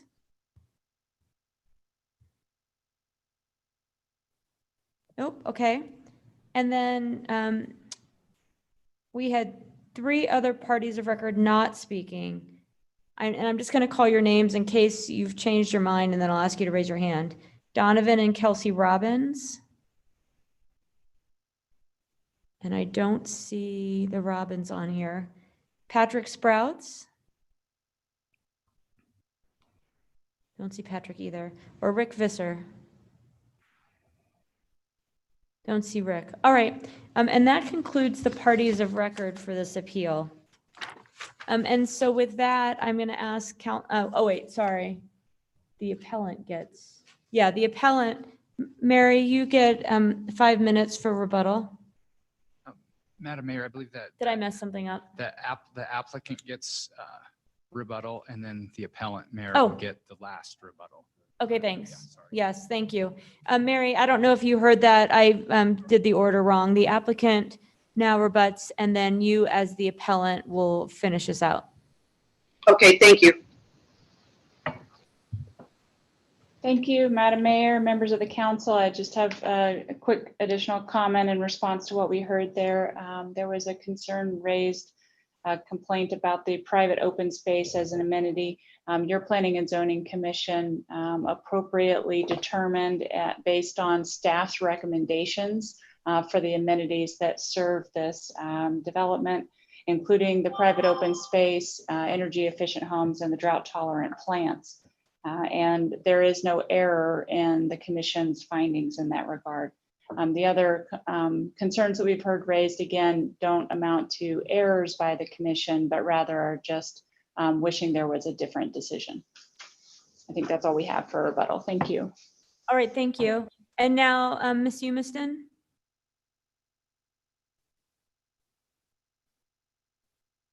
You are muted, just in case you're talking to us right now. Okay, now, can you hear me now? Yes, we can hear you now. Okay, thank you, Madam Mayor and City Council. I hear the appellant's representative saying that these are just wishes. They're not wishes, they are facts. And we are presenting the facts. We live in this neighborhood. We, as you all do in your neighborhoods, you know the conditions of your neighborhood, and you should be able to speak up and testify and be heard of the conditions of your neighborhood. Boise is a unique city with pockets of rural living in the city. I personally think this is one of the things that positively affects visitors and prospective residents. It certainly adds to the quality of all of us as current residents. I do believe in the validity of encouraging new development of housing in appropriate areas of the city. But most people don't want to see every open space filled with high-density housing. We do want our areas of stability preserved. We all know that growth is going to happen, whether or not it's planned. The purpose of planning is to prevent ill-fitted developments that would detract from neighborhoods that comprise the overall city we all call home. After speaking to hundreds of Boiseans regarding this project, I can honestly say that no one is against developing this corner. I have not talked to a single person that is against developing this corner. The issue at hand is finding the right project that will properly utilize the unique characteristics of this parcel and benefit and enhance our community. These and thousands more residents of the West Bench want to see a more appropriate use of the parcel in question. The permanent impact on our neighborhood is drastic, and we all understand the devastating effects of a wrong decision will have on literally thousands of Boiseans living in the West Bench. We respectfully ask that you reverse the approval of this PUD 1942 and deny this application. Thank you for your attention. I appreciate your time. Thank you very much. All right, with that, does council have any questions for staff? Nope. All right, with that, I'll close the public hearing and look to the council to deliberate.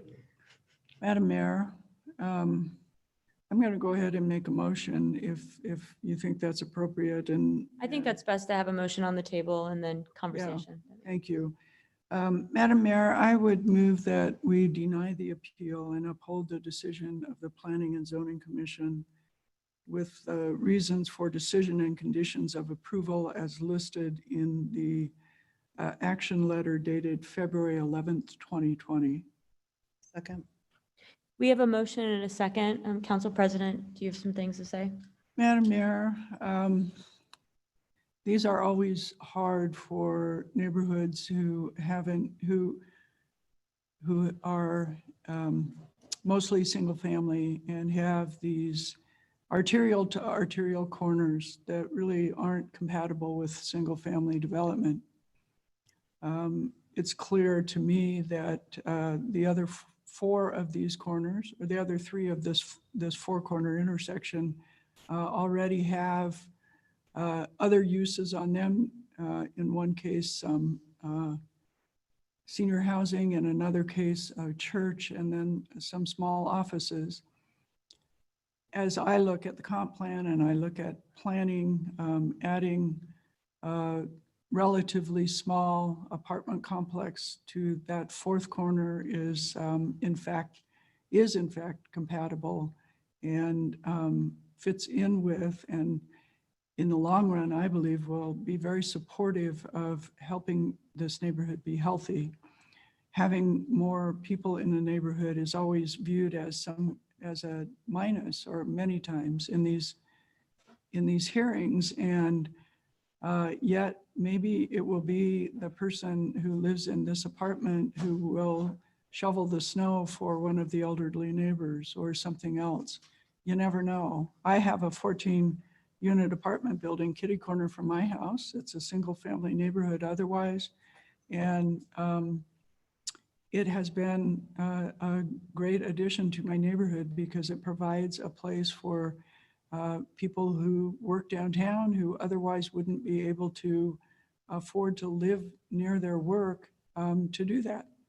And so there are just any number of reasons for a small, and I say that really I think is important. This is only 16 units, a small housing development on an arterial to arterial corner. And for those reasons, and in addition to the fact that I can find no error on the part of the Planning and Zoning Commission based on the facts in the case, I will support upholding the decision of the Planning and Zoning Commission.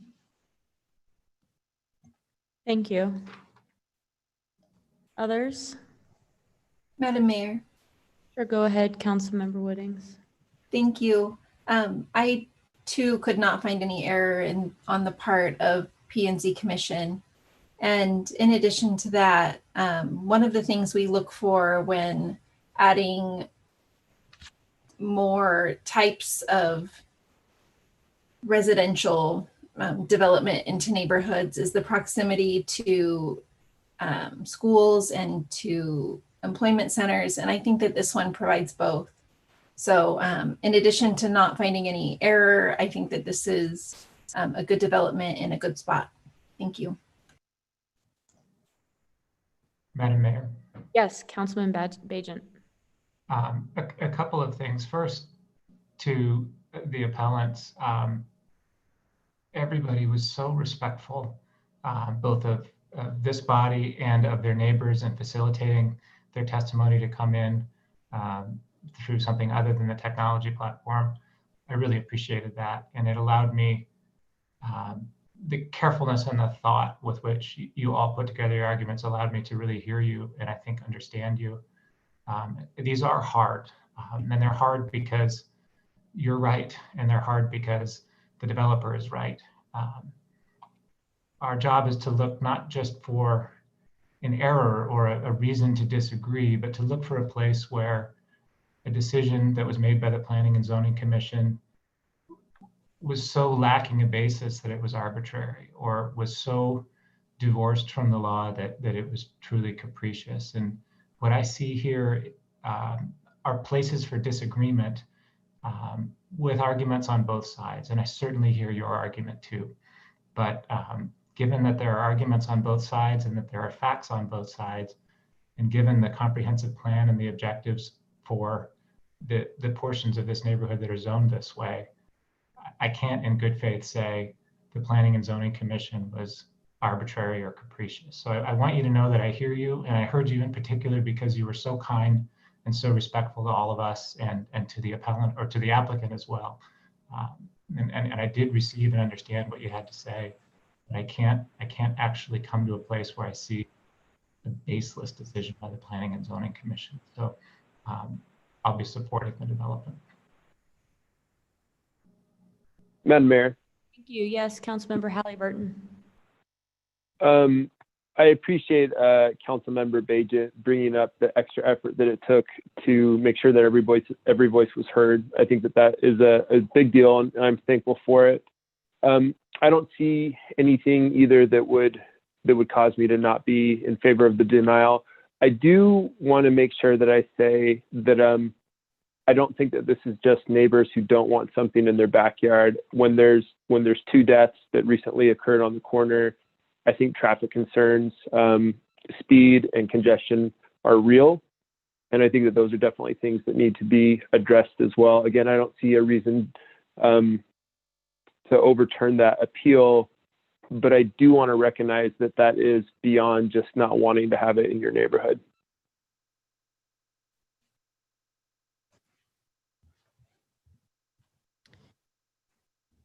Thank you. And with that, doesn't look like there's anyone else wanting to, I don't see any more unmutes. So Clerk, will you please call the roll? Woodings. Oh, Yes, sorry, I was slow. Bajent. Yes. Clegg. Yes. Halliburton. Yes. Sanchez. Yes. Thompson. Yes. All in favor, motion carries. Thank you. And just before we adjourn, I too want to thank the public for joining us this evening, and for the appellant, the applicants, and everyone that came before that's already left. Thank you for engaging in this new way, for your patience with us as we figure it out. It's my hope that over the long term, when we can all come back together, this could still potentially provide an ability for those who can't come to City Hall to engage with us. And so, I didn't expect going into this that I'd be on this computer looking at who wanted to testify, but that worked. And then I had this one where I could see people, but we're all learning where to look so we can look at the public and others. And really appreciate the people tonight that worked together to figure out how to help each and every one of you that were parties of record testify. So thanks so much to the public for joining us for our first hybrid meeting, and we'll be back next week at 6 o'clock. Take care all. Oh, no, I guess we have to have a motion. Yeah, Madam Mayor, before I make a motion to adjourn, I'd like to also thank the public for being so respectful and engaging in this new way. Also like to acknowledge the first item on our agenda tonight and ask that we have a discussion about what's the appropriate way for council to engage in future searches. I think we've heard tonight that at least some folks feel like maybe we should have that discussion. I'd ask that you let us give you direction about how we'd like to engage. Thank you. With that, I'd move we adjourn. Second. The motion second, all in favor? Aye. Aye. Aye. Aye. Great. Opposed? We're adjourned. Good night, everyone. Yeah.